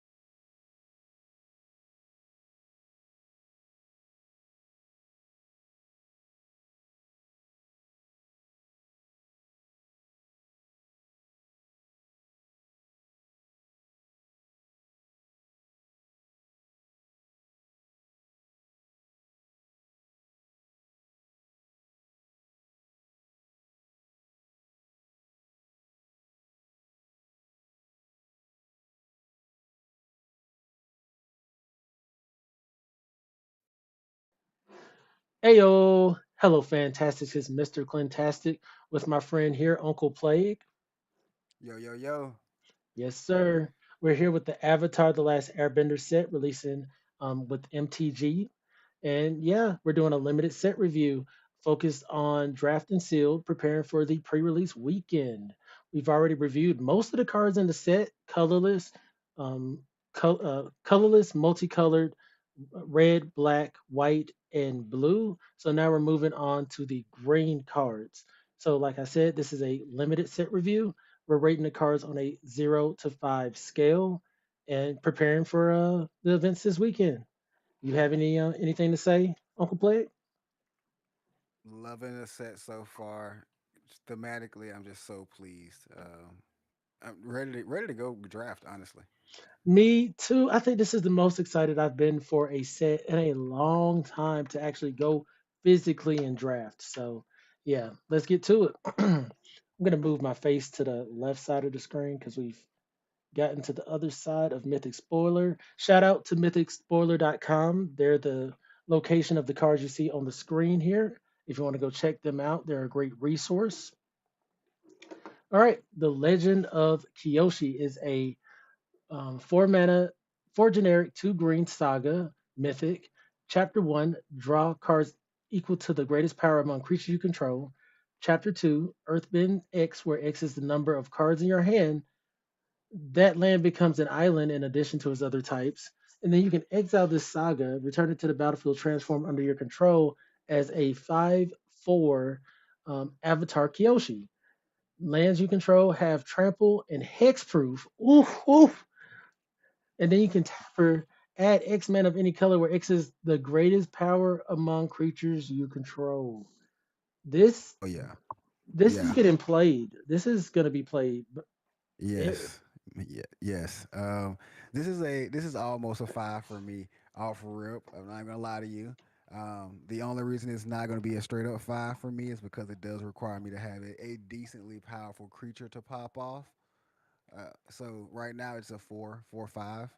Um, Most not just because of what it can do, but because But of I its guess for Kyoshi. me, even if you whiff on the first part, even if you whiff, it generates a creature itself. So it's automatically two bodies to a certain degree. Yes, yes, yeah. I'm loving this card. I love everything about this card. I agree. Um, I'm gonna give it a 4. It's 6 mana. It does take a little minute to do the stuff. I find it my appeal comes for the commander format because once anyone gets this in commander, lands you control have trample and hexproof. It's pretty much OV. Plus that X mana of any one color, that's just gonna give people broken abilities. But for limited, it's kind of expensive, but at the same time, all that upside. I'm giving it a 4.25. What about you? yeah, four, five, almost five. Honestly, um, draw a card, so getting card advantage. Two bodies. Um, yeah, it's Kyoshi dog. Right. Badger mode Cub is a one generic and a green creature Badger mode mythic. When this creature enters, Earthbend 1. Whenever you tap a creature for mana, add an additional green. It's a 2/2. And I just thought about this. The Earth Bent land is a creature that you're tapping for mana, so it's going to be able to tap for two. This will make all your Earth Bent lands tap for two. This is a five. This is a five. I Yes. This is a five. No questions to really even explain here. The proof is in the pudding. This is like this is Kennen almost. This is Kennen for land creatures, Bruh, this is nice. and mana dorks. And mana So dorks. yeah, because any creature that you have that taps for mana is going to tap for an additional green. So It's yeah, undeniable. This you even in limited, it's gonna be good because it's ramping you with the earth bent creature. And if you happen to airbend and bounce this, or just be in an earth bending synergy, this is gonna go even crazier. this gives you four mana turn three every time. Mm, It gives you four, like the land you turned into a creature. Sure, okay, I guess three mana even if you miss a land drop. But if you don't miss a land drop, four mana turn three. perfect. All right, Avatar Destiny, two generic, two green, enchantment aura, rare enchant creature you control. We're already in the rares. How many cards did we go over? One, Just two. two, A two second. mythics. Yeah, you only it only had three in rare. Yeah, that's what I was saying. Like I noted that's a noticeable difference though. Anyway, Avatar Destiny, two generic, two green, enchantment or rare. Enchant creature you control. Enchanted creature gets +1/+1 for each creature card in your graveyard and is an avatar in addition to its other types. When enchanted creature dies, mill cards equal to its power. Return this card to its owner's hand and up to one creature card milled this way to the battlefield under your control. I hate these hoops that I got to go through. I'm gonna put it at a 3 because I respect the graveyard ability. I'm trying. I'm really trying to see. Like off the top of my head, I'm thinking 3/5, but I feel like this should be a four. Dep- because the 1/1 counters and making an avatar already is a really solid build. The 1/1 for each creature in your graveyard.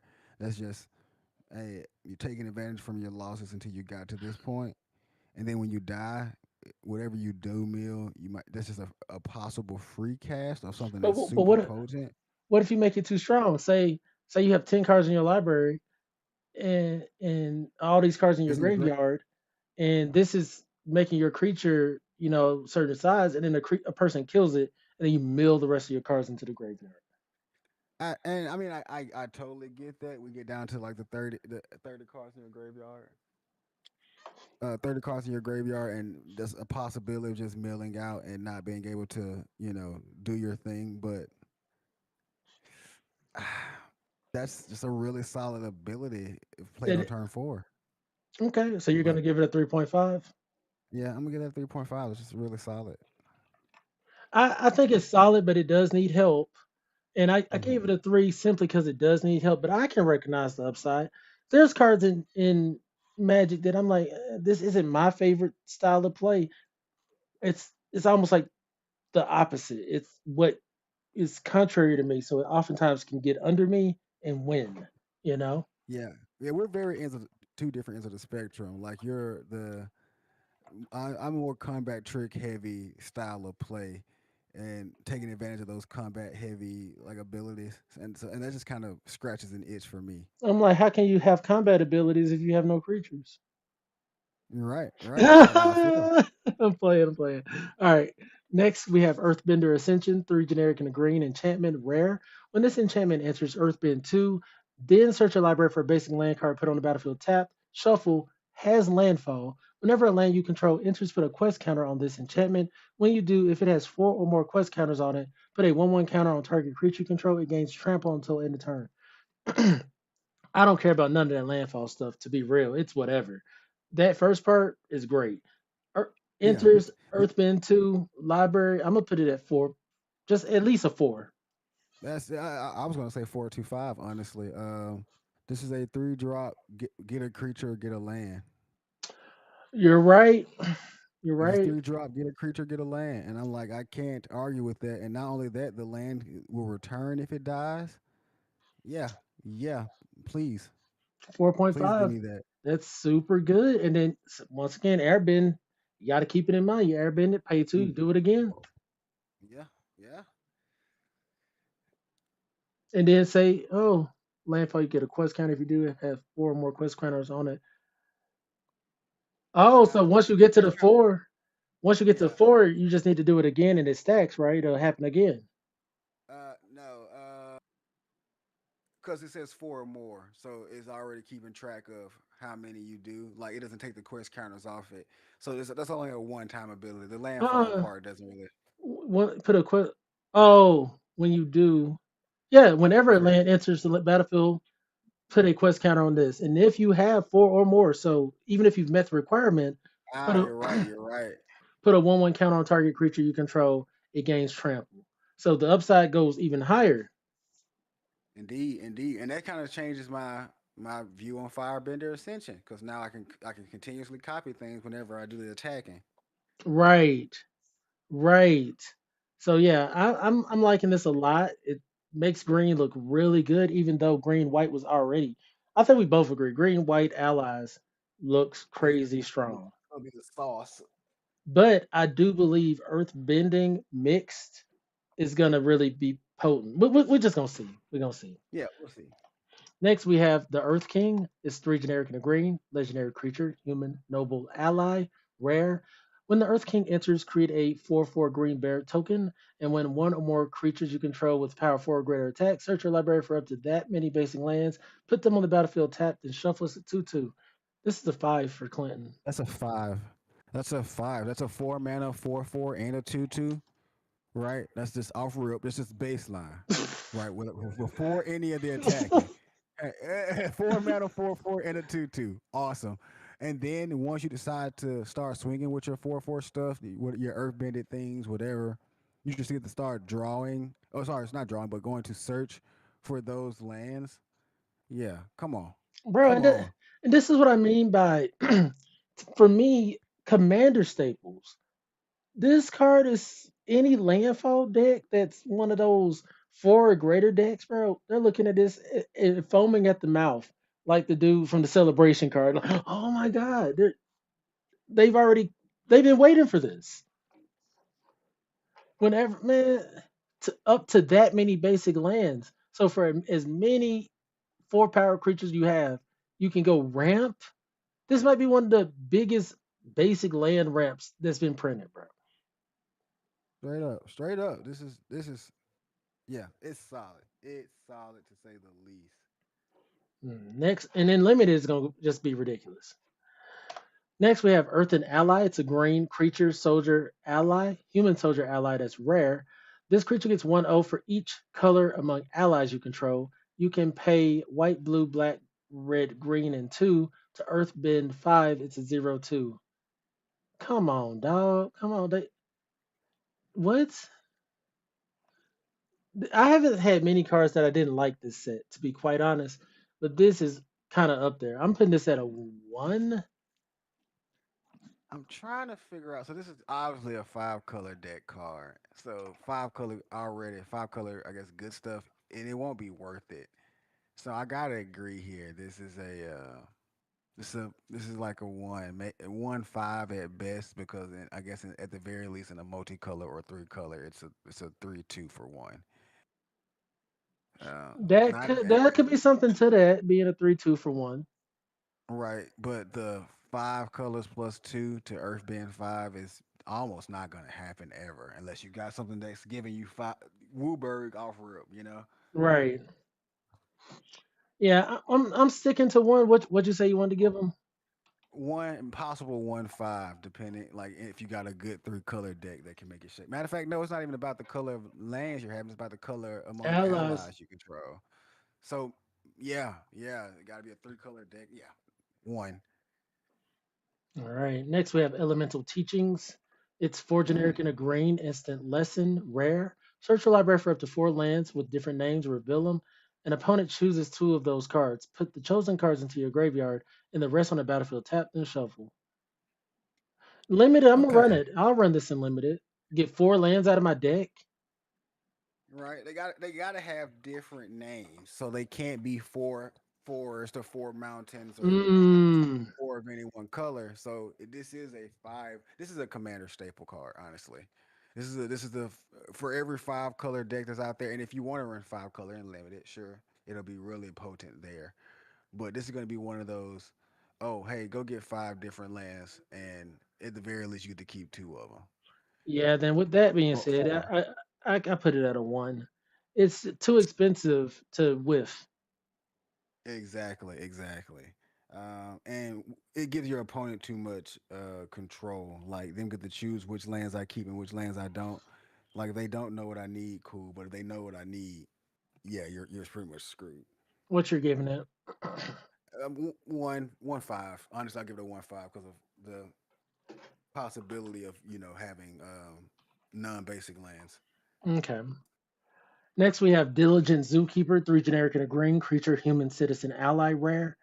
Each non human creature you control gets 1/1 for each of its creature types to a maximum of 10. It's a 4/4. This making me think too much. I'm going to give it a 3 for the base stats alone, and maybe it'll get upside. Yeah, it gets a three. It gets a three from me. Um,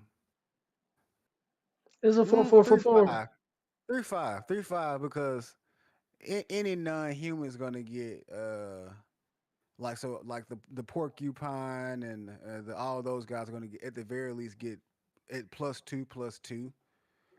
Your non is like because it's non-human creatures. So any of your beast-like creatures from the set get +2 +2 from this, and your lands get at the very least uh +1 +1. So I can agree with that. I can agree with yeah, that. One second. It's just an interesting read, and you don't have to make sure, but the upside is something you got to take note of. facts. Next, we have Great Divide Guide. It's one generic and a green creature, human, scout, ally, rare. Each land and ally you control has add one mana of any color. It's a 2/3. This is a 5. What are they doing? What the Yeah, hell are they yeah, doing? straight up. What the hell are they doing? Green And white's gonna go crazy. bro, not just green white. This is the kind of card. I know it's rare, but it is the kind of thing. If you can get two copies of it, it increases your chances of being able to make play three or more colors. Oh, I just realized it also said each land. Yeah, yeah. Oh my goodness. So Yeah, that makes five color good stuff a possibility. potential possibility, bro. This is so good. What? And then in addition, it pairs with the Badger because now your allies can tap for two mana all of a sudden. Yeah. Crazy. All right. Ooh, Yeah.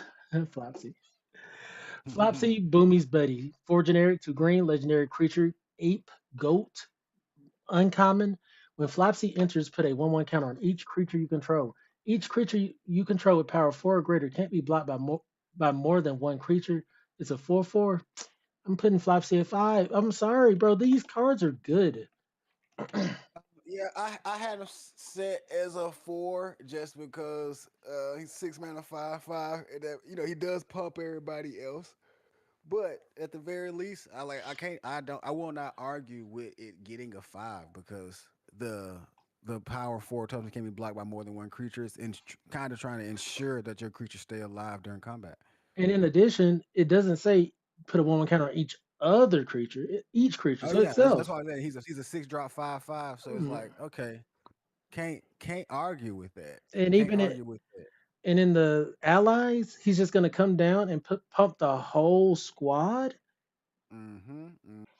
He's Mm-hmm. gonna make the army just crazy strong. Man, yes, Flopsy gets a 5 from me. I just don't see a time where he's gonna just be bad unless the deck is bad. Facts. Next, we have Kiyoshi Island Plaza, three generic and a green. Legendary enchantment Shrine.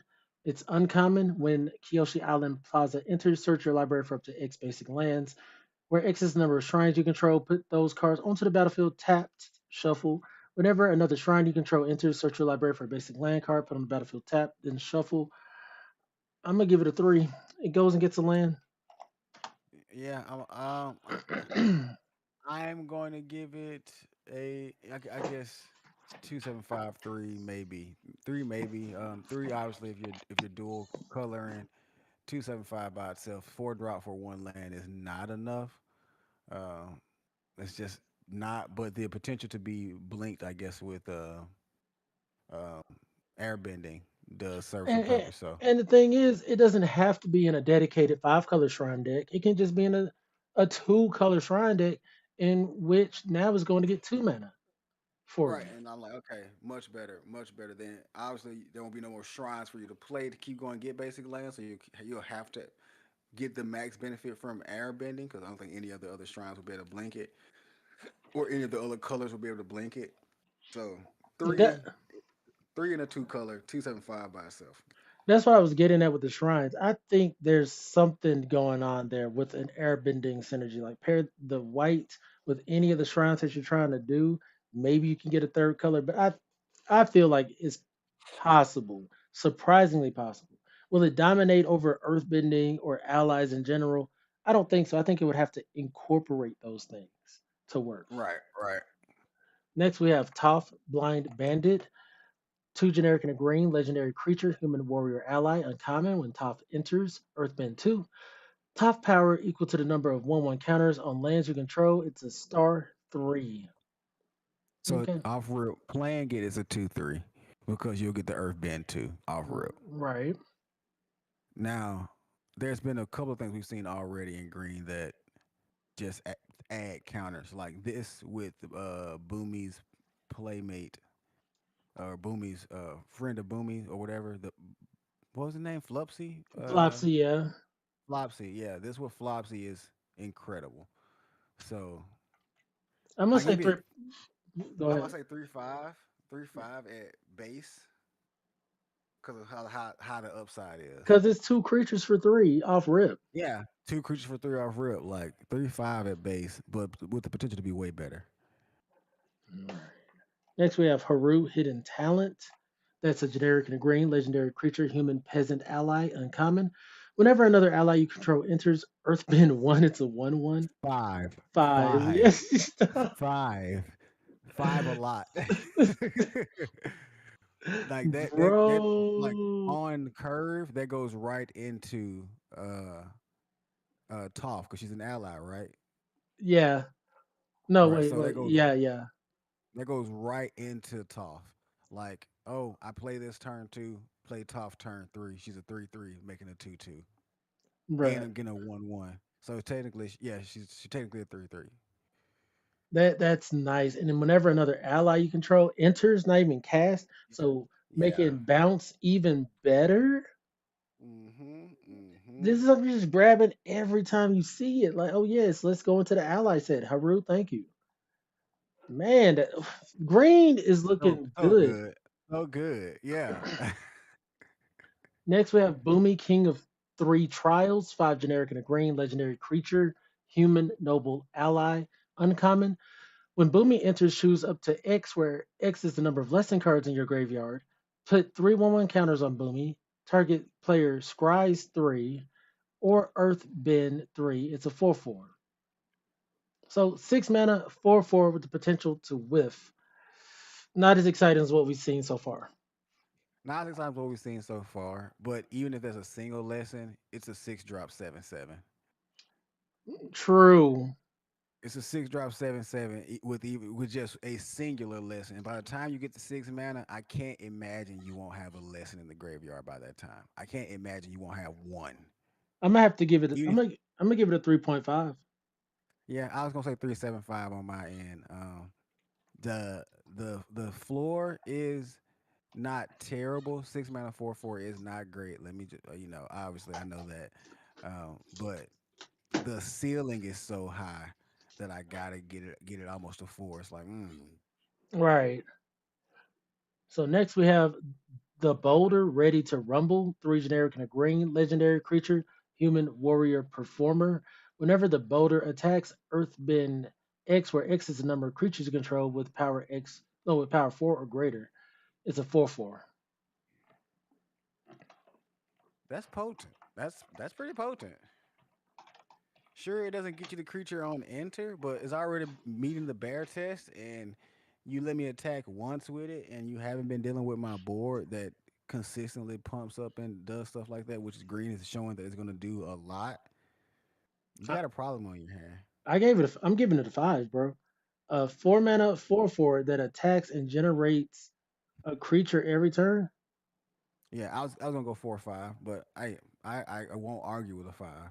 Yeah, I mean, they have to deal with this. Like, there's no question about it. They don't like they have a blank board. They don't deal with this. Oh, I'm gonna get a 4/4. The next turn, I'm gonna get what is Well, you it? won't get a 4/4. Oh, You you get just get a 2/4. 1/1. So you get a Okay, 1/1. The next time you get a 2/2, and so on and so forth as got your you. power. Your creatures with four. So that's why it's like a 4/5 for me. Great upside because it just continuously produces creatures, even from just itself, right? I like the Like it fact just that it does that every turn. yeah. Yeah, I still keep it at 5. I think it's something I'm gonna try to play every time I get a chance. Next, we have Rockalanche, two generic and a green, sorcery lesson, uncommon Earthbend X, where X is a number of forests you control, and it has flashback for five generic and a green. Mm, That might be a flat four for me. Uh, Our up, it has the potential to be at the let's say at the very least, right? A three for a 3/3. It's at the very least, and that's assuming you're playing heavy green. but it could be a three Now, mana it one could be a one. 2/2. Yeah, it could be a 3 mana 1/1. So the floor is very low. The ceiling is very high. I'm putting it at, for me, a 2. I'm not a fan. If I end up in a good earth bending deck, I would hope my earth bending cards would be on better cards. Fair enough. Fair enough. I think I'll keep it at a three for right now, just because of how, like I said, the ceiling is so incredibly high for not doing much but playing your land per turn. Right, right. I feel that. Next, we have Earth Kingdom General, three generic and a green creature, human soldier ally, uncommon. When this creature enters Earthbend 2, whenever you put one or more 1/1 counters on a creature, you may gain that much life. Do this only once each turn. It's a 2/2. So this goes back to what I just said. If I'm gonna Earthbend, I would hope to be Earthbending on a better card. This isn't overwhelmingly good, but it can gain you life and an Earthbend, and it's a flicker ability. Well, it's flickerable. Yeah. I'll give it, for me, even though the stats aren't the greatest, it's still Earthbends. I'm gonna give it a 3. I'm a little higher on that, honestly. The fact that it is flickerable, and every time you do flicker it, you'll get another body. It's fantastic, and it doesn't even have to. It doesn't. If you don't flicker it, everything else that Earth bends that turn can consistently just gain you life. Well, not that turn, but the turns for thereafter can gain you life. I think it's 3-5. Four Uh, mana, yeah, because the Earthbend 2 is two more power. Yeah, I'm not gonna give it a 4-5. I'll give it a 4. no, I said 3-5, three Oh, five. okay. I got 3-5 on my end just because as I move on in the game, especially so like let's say with like Haru, like off rip, this card's going to enter. Make an Earth Bend 2, you gain 2 life. Haru's gonna make another 1-1, gain you life, and then as you move forward with your allies, you're guaranteed at least a life gain from the 1-1 counters being placed on the uh the Earth Bending one he does for allies entering. Right, right. Okay, I rock with that. Now I can see a 4 too if you want to stick with 4. Like totally get that. No, I don't like the once each turn clause. Yeah, That would have really set it over the edge. All fair, right, next we fair. have shared roots, one generic and a green. Sorcery lesson, uncommon. Search your library for a basic land, put on the battlefield tapped, then shuffle. This is a 5 for me. I'm gonna play it every time. It's 2 mana.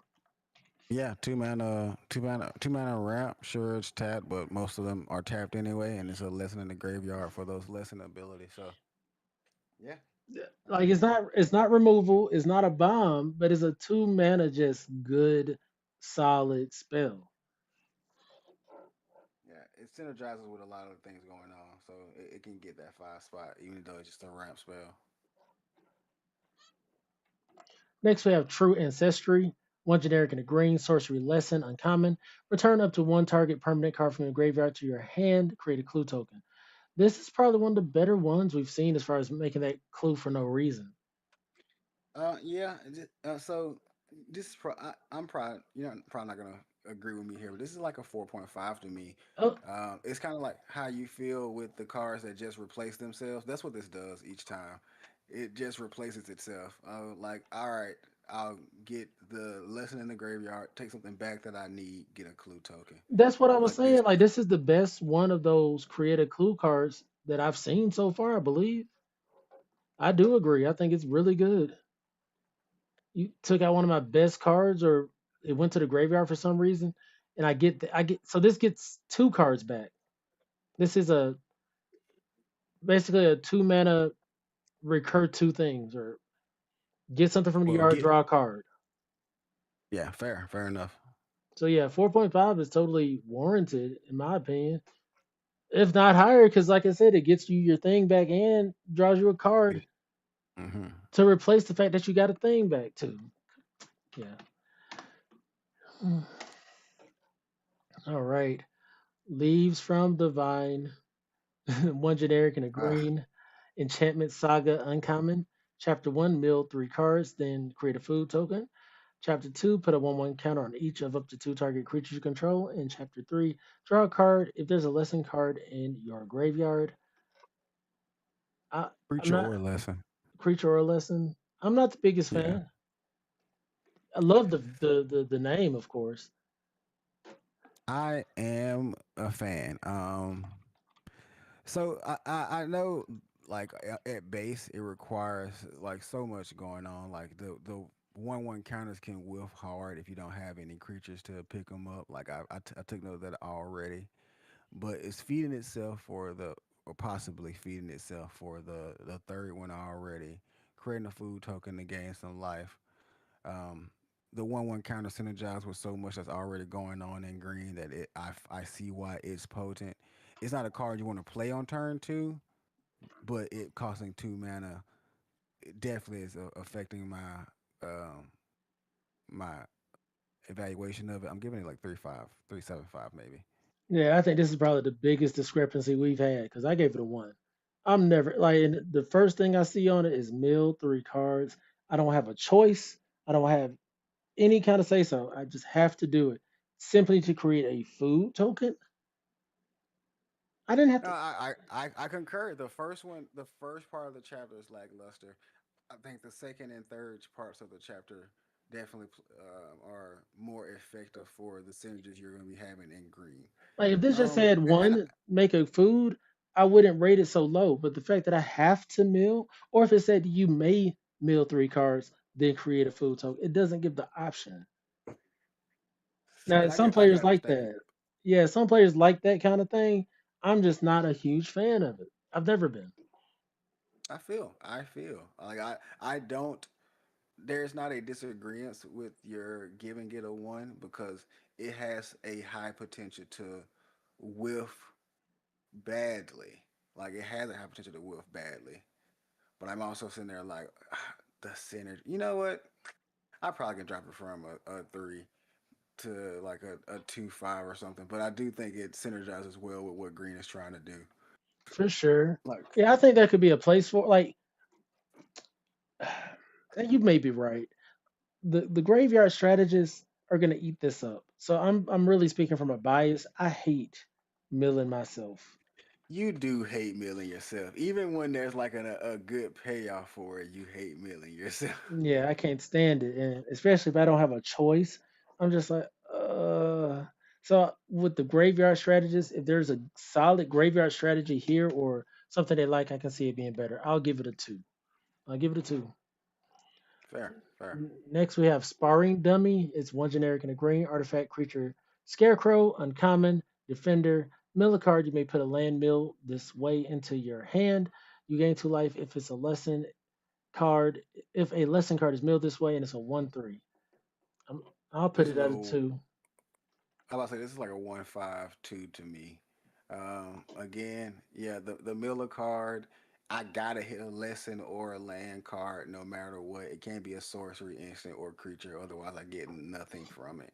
And that's just too many ways that this just doesn't work for me, right? Like I lose something and then just get nothing back from it. Cannot, cannot. Now, the only reason I really gave it a 2 is because Toph can earthbend, well, it makes all your artifacts lands. And so I was like, oh, I want to see if this can pair with. I think they're in the same colors. I wanted to see if this could pair with that to help do something. So I just thought that might be a cool synergy. But solo, yeah, this isn't great at all. You're right. It's Yeah, well, probably like a like my 1.5. thing is like even if it were if Toph were to earthbend it, she would just simply change it from a 1.3 to a 2.2, They can't effectively attack. making it the exact same thing it is. Just Yeah, moving one. Yeah, so one to 1.5 for me. Like if like I said, graveyard strategies are going to really eat off this. But there's not much else you get from it outside of having a dedicated graveyard strategy. right. All right. Next, we have Invasion Tactics. That's 4 generic and a green enchantment uncommon. When this enchantment enters, creatures you control get 2/2 until end of turn. Whenever one or more allies you control deal combat damage to a player, draw a card. All right. Well, allied players rejoice. Yeah, this is gonna eat an allies is centric decks.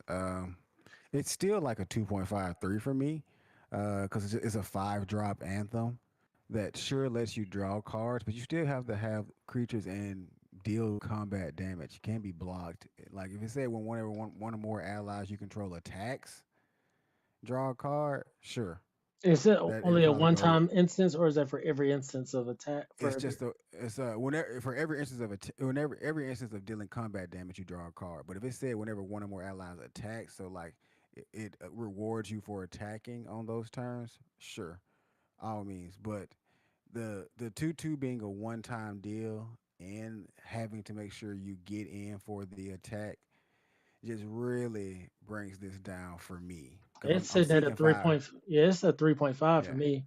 When I think of the allies in white green, I'm like, this. I want to put my 1, 2, 3, 4 drop card, and then if this is the 5 mana card at the top of it, my opponent's gonna have an effing problem. Yeah, but like to me, it's kind of like how with the red card. Not it's not a bad card for in any means. Let me not say that, but just like how we were discussing the red card and how it requires so much to be set up to go right. This requires so much to be set up to go right because one creature on the field by turn 5, because the removal and combat and whatnot, this doesn't really do anything. You Right. have I to guess I'm looking at for that draw card clause. That's strong. Yeah, the draw. I think the draw card clause is strong as well, but it's going to require you to have gone wide and stayed wide because blocking just prevents it. It's like, Right. oh, you got to hit me in the face to draw a card. Which, I see mind that. you, I love cards like that. I have plenty of them in decks and whatnot. But in limited, I feel like there's too many out. There's too many outs for the person That's a good for this point. to be effective. That's a good point. I know this card is gonna beat me. I know they're gonna play this on Oh the yeah, proper curve, and this is gonna be devastating. yeah. And like I said, like when it goes right, it's going to not gonna use my language. It's gonna mess some people up. Right. Next, we got size. Well, I went with your agreement on 2.5. It's a little bit less than average. It's not a creature. It's not a removal. It is a payoff, and you better be in the right position for it to work, or it just loses value. Next, we have Seismic Sense. Green looks like a tough card. Sorcery Lesson. Uncommon. Look at the top X cards of your library, where X is the number of lands you control. You may reveal a creature or land from among them and put it in your hand. Put the rest on the bottom of your library in a random order. Okay, I'll give it a 3. I'd play this Yeah, just to, get a creature I play. Yeah, I play this for sure. or get a land or Uh, whatever. yeah, yeah, yeah. Next, we have Allies at Last. That's 2 generic and a green instant. Affinity for allies. This spell costs 1 less to cast for each ally you control. Up to 2 target creatures you control each deal damage equal to their power to target creature an opponent controls. So this could be a potential green punch spell with double, well, a culmination of damage from 2 creatures. Yeah, it's a green double punch spell. Just take two guys and punch one big guy, and that can potentially cost one. That's why it's going to be a little higher than a three for me. It's going to be like a 3/5. Not not quite reaching for it yet because, like we said, it's going to require you to have the setup for this to be potent and those creatures to be decently powerful for you to take out whatever the thing is you want to take down. But being able to cost one, that's a one drop. Hey, die. I'm gonna So give it I a 3.25. Fight spells aren't my favorite, but this is better right, than your right. average fight. This is better than your Exactly. average interaction spell, anyways.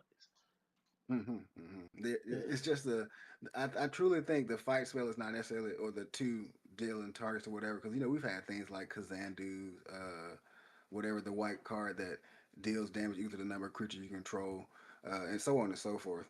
But this one being able to cost one is the big caveat for me. Like, oh, I just need two allies and this costs one green. Say less. So what are you ranking it?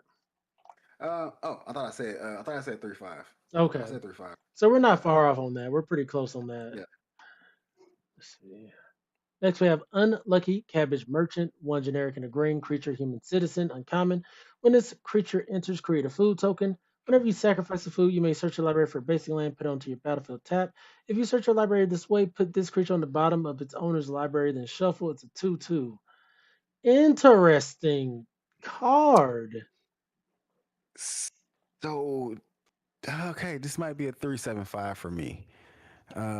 Might maybe even a four because it enters as a body and it won't go anywhere. And what I'm seeing right now, and maybe you tell me if I'm wrong. What I'm seeing is this is a free blocker.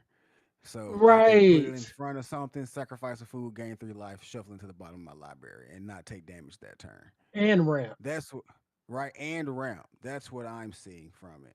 Like a free block, it might go to that four. Like that's how I'm seeing it. I play it on turn two. I get my food token, and now for the rest of the game, as long as I got 2 mana, that's a free blocker. Like that's a free blocker that ramps me. And who It's like you, oh, a blocker that ramps you and gains you life.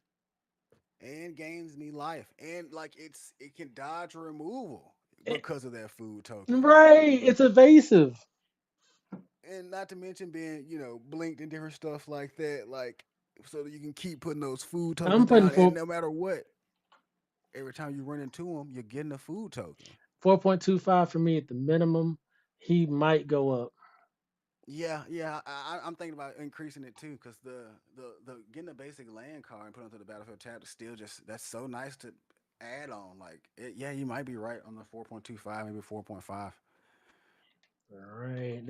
They did a great job with this set, bro. All right, moving on. Earth Rumble, three generic and a green sorcery. Uncommon Earthman 2. When you do, up to one target creature you control fights target creature and opponent controls. I like this. I'm, Yeah, a fight spell with a body attached to it. I think I like it too. I'm putting it. I'm biased because I like Earthbending so much. I'm giving it 4.25.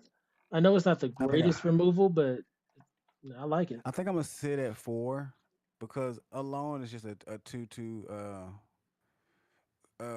Or no, because it's a May ability, so you don't even have to choose to fight. It might, yeah, I might give you that 4.25. You don't have to fight. You don't have It to just fight. has to. You don't gotta fight. It's we like I wish it could have said Earthbending 3, and you might be right on the Yes. 4, but at the same, and it's not a lesson. Yikes! Mm. Mm. I just took that into consideration as well. It being a All right. lesson can change a lot of stuff, but it's not. So Might be 4. Might be 4. Might I'm just a, have to be a strict 4. yeah, I think it's a good card, but yeah, it needed to be a lesson. Next, we have Foggy Swamp Vinebender. Is three generic and a green creature, human plant ally, common. This creature can't be blocked by creatures with power two or less. Waterbend 5, put a 1/1 counter on this creature. Activate only during your turn. It's a 4/3. This is this fantastic.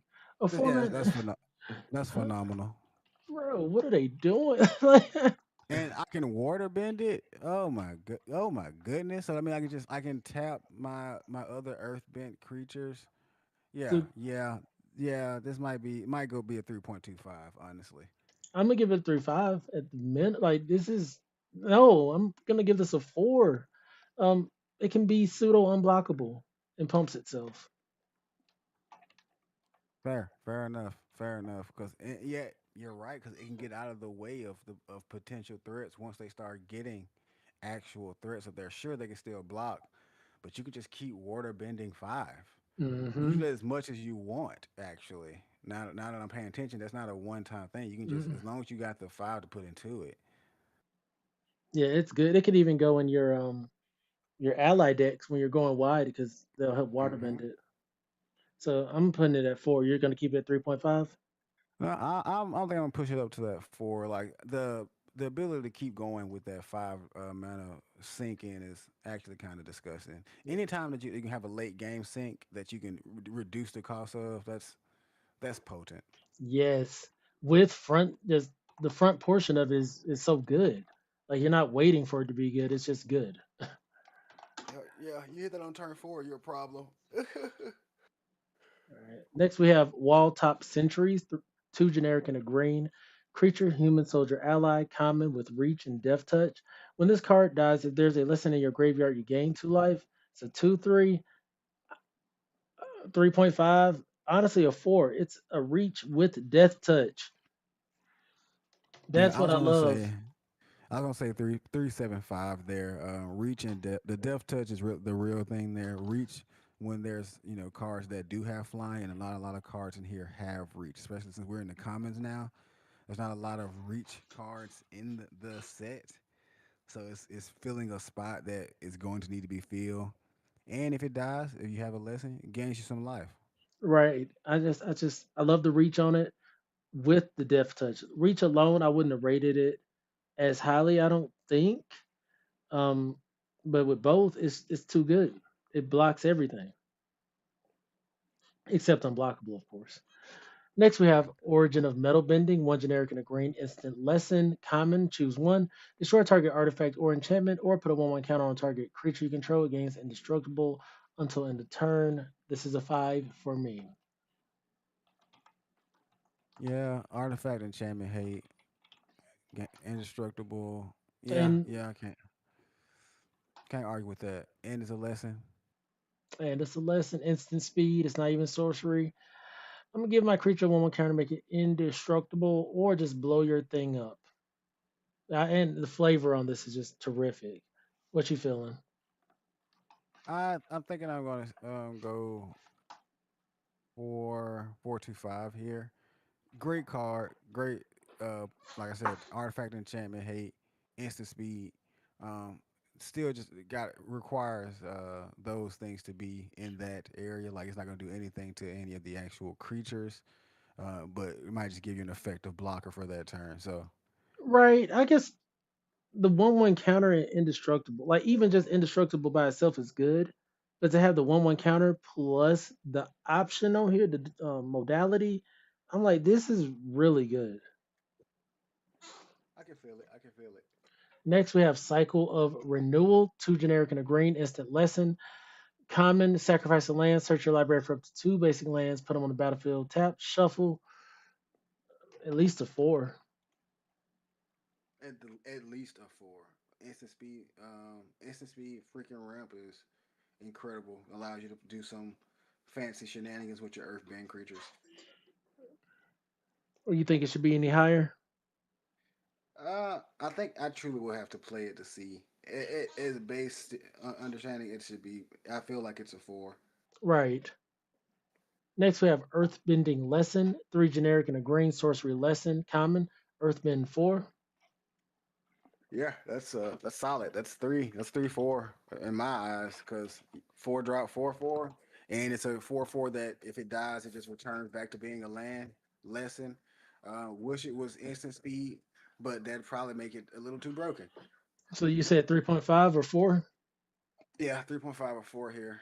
I'm thinking 3.5 for me. It's a little costly. It doesn't have any evasion on the Earthbend, but it's a 4 mana 4/4 with haste that uh, comes back to the battlefield as a land. It dies. Yeah, the evasion is the fact that it can't die.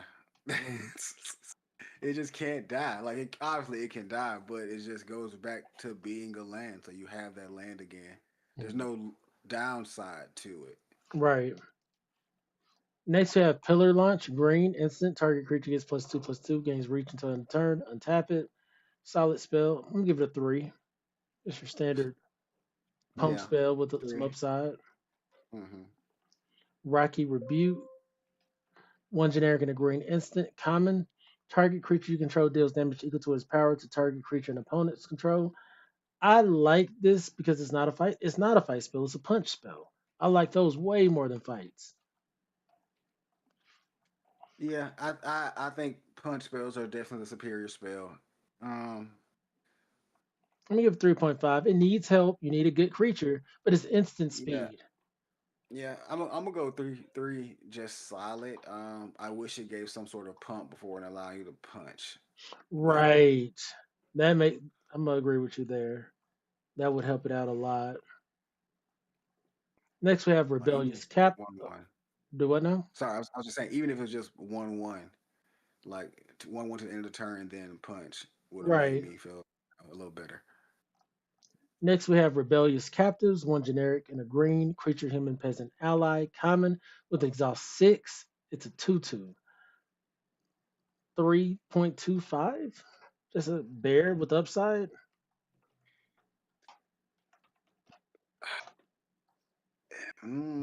I think I'm going 275 here. I love the upside. I love that it equals out, but it equals out to just strictly six, and I still got to put six into it and can only do this one time. Yeah, you put two 1/1 So counters on this creature, but also get a second creature out of it in addition to it being an ally. yeah, fair enough. Like it becomes a 4-4 and it gives you a 2-2, which equals out to the six you've put into it. But technically, it's been 8 mana because 2 mana to get this boy out first, and then I'm gonna have to exhaust it at a later turn. It's not like the vine where I got a reduction in that cost to make it better. It's just here's six, so I'll give you two extra counters and a 2-2. So if it makes it that far, it's a super solid card. But again, the bear test does pass the bear test, so I can give it a three. For sure. Next, we have Badger Mole, four generic and a green. Creature Badger Mole common. When this creature enters Earthbend 2, it's a 4/4. Creatures you control with counters on them have trample. Oh, yeah. Oh, Yeah, yeah. I yeah. almost missed that. That fixes a lot of it. A lot of it. I was like, okay, Earthband 2, 5. So technically, you're getting six for 6 damage in total, or 6 power and toughness in total for 5, which is awesome. But the 1-1 counters having trample is pushes it over a little bit. I jammed Um, it at 4. I was gonna say 375. So yeah, makes sense. especially if Uh, you get into that earth bending deck. Yeah. mm-hmm. Next, we have Sabertooth Moose Line, 4 generic, 2 green, creature elk cat, common with reach and force cycling. It's a 7/7. Should have had trample. That's all. Should have had trample, but it's still getting a pretty high grade from me being one of the only cards with reach and giving you 7 power, 7 toughness for 6. So probably one of the more efficient beat sticks in the set we've seen so far. Which in particular, some decks that's just gonna be required, and if you can get if it doesn't get around to you getting the 6 mana to play it, all right, I'll force cycle away and Right, go get a right. land. I gave it a 3.5. Yeah, I'm about to say that's where I'm falling. 3-5, efficient beat stick, got some forward cycling reach. Next, we have Raka's Audience. That's 1 generic and a green, creature, human citizen, common. Add a green if you control a creature with power 4 or greater. Add 2 green instead. It's a 2. It's a 2/1. But I'm gonna give it a Yeah. 4.25 simply because there's too many other cards that are better than this, but this is right up there with them. So what'd you say? 4.25. Yeah, just because there's other cards better than this, but this card is amazing. Like there's we've seen other ramp cards that's better, and that's the only reason I'm not putting this up higher. You have a creature for a grade, you get 2 green. This is a common spell. It isn't an ally. That would have took it up higher. But one spell giving you 2 mana on a stick, yeah, I'll take it. Nah, I feel that. I don't disagree with that. So I'll agree with that right in there. All right. Next we have Ostrich Horse, 2 generic and a green creature bird horse. Common, when this creature enters, mill 3 cards. You may put a land from among them into your hand. If you don't, put a 1/1 counter on this creature. It's a 3/1. Eh, it's like a 275. Like I said, I am okay with milling cards. I hate the caveat that whatever I'm getting from the graveyard after I do that has to be a part of the cards I milled. Like it can't be Right. just in the graveyard. It has to be a part of those milled few. And I agree. I'm not a fan of milling at all. I would probably, I mean, it's a 3 mana 3/1, so that 3/1 makes me perk up like, hmm. And if you don't, you put a 1/1 counter on it, so it could be a 3 mana 4/2. That's not bad. It could use some haste, but I hate the fact that I have to mill 3 cards. Next, we have Turtle Duck. It's a green mana creature, turtle bird, common. Pay 3 until end of turn. This creature has base power of 4 and gains trample. It's a 0/4. It's not have that's pretty good. That's not bad. That is not bad at all. I'm gonna give it a Um, 3.5. I think I gave a like fairly high three, like probably 3.25, just because I wouldn't want to sink my three into it if I had a better three drop to play. But Right. if I could just if I could just keep making this work for me until someone stops it, Well, the yeah, thing is, say you have 4 of these, just hypothetical. Your opponent's trying to swing in. They don't. It's a hard time because all of a sudden you can just pump it for 3. It's like a pump spell on a stick. yeah, I can see that. I can see that. You're right. I can see that. 3.5, 3.5.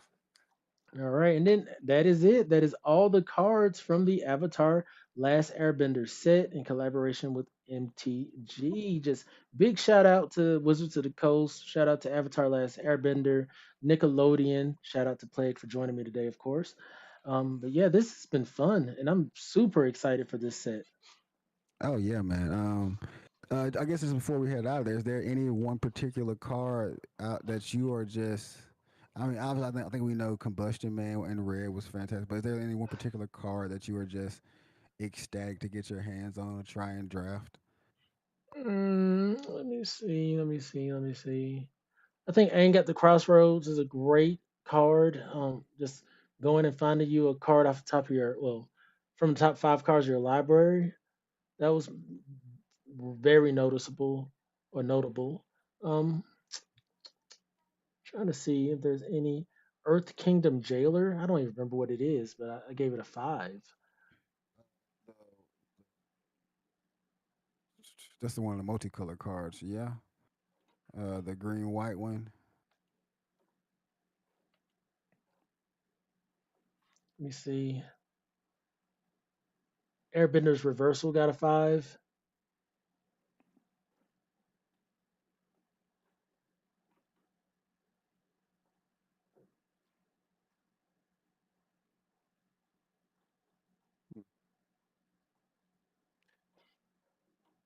I can feel that. I can feel I'm that. looking for Earth Kingdom Jailer right now. What about you? I think it's between two cards, just for mostly for synergy reasons. Like not even just looking to like pop off on like one big thing. But it's gonna be between I believe her name's Yuki. I hope I'm not saying that wrong. Uh, the green white earthbending card. Whenever uh I believe she attacks, create a 1/1 ally creature, or Earth Kingdom Lieutenant. Was that the name of the card? Let me go pull my list of Um, cards up real quick to make sure I'm saying that right. and Uh, another card that I took note of was Waterbending Scroll. I remember this in specific. It's just a 2 mana blue artifact. I think it's pay 6 or water. It costs one less for each island you control. You got to pay 6 to just tap it and draw a card. So if you're in mono blue and you just have 6 blue on the board, you just have a 2 mana artifact that just says tap draw a card, and it can help with nice. waterbending. Nice. All right, so I think my two cards would probably have to be between Earth King's Lieutenant is a simple green white card. Whenever this creature enters, put a 1/1 counter on each other ally you control. Whenever another ally you control enters, put a 1/1 counter on this creature. I think that's just gonna be just gonna cause for some silly combat tricks. And like I said, you know me, I'm big on the combat tricks. I'm big on that kind of go wide attack strategy. And if not that, if I can go a little higher and try to get that three color, Katara the Fearless. So I can just be doubling the triggered abilities of all these allies. Those are what I really am hoping to pull for in this draft. Like if I get Katara, I'm gonna try my best to build green, white, blue. If I get Earth King's Lieutenant, I'm gonna try my best to build green, white. If I mean, I'm gonna try pretty much any strategy out there, but I think the Azula cards are just so disrespectful. If I'm able to like pair up the Azulas and do something along those lines, I'm gonna do it. Like taking their things, playing their things, exiling their things. She's doing it all. But consistency wise, I'm gonna be looking at the allies really closely to see like, okay, cool. Can I make an army? Like, can I make more creatures than my opponent?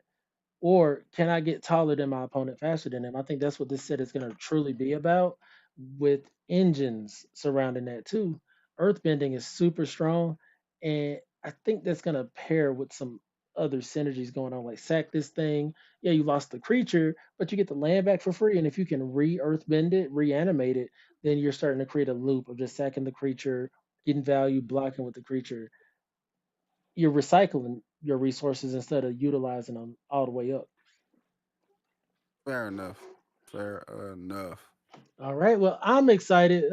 That's gonna wrap it up for the Avatar: The Last Airbender set review. Once again, this was for limited, so the cards are, we only really discussed them in the confines of draft and sealed. Pre-release is this weekend, so if you haven't signed up, find your local game store and sign up for your pre-release. Go give it a try. Plague, thank you for coming and helping today with the set review. No problem at all, man. Thank you for having me. Yes, sir. As always, you guys are fantastic. My name is Mr. Clintastik. I will catch you guys next time.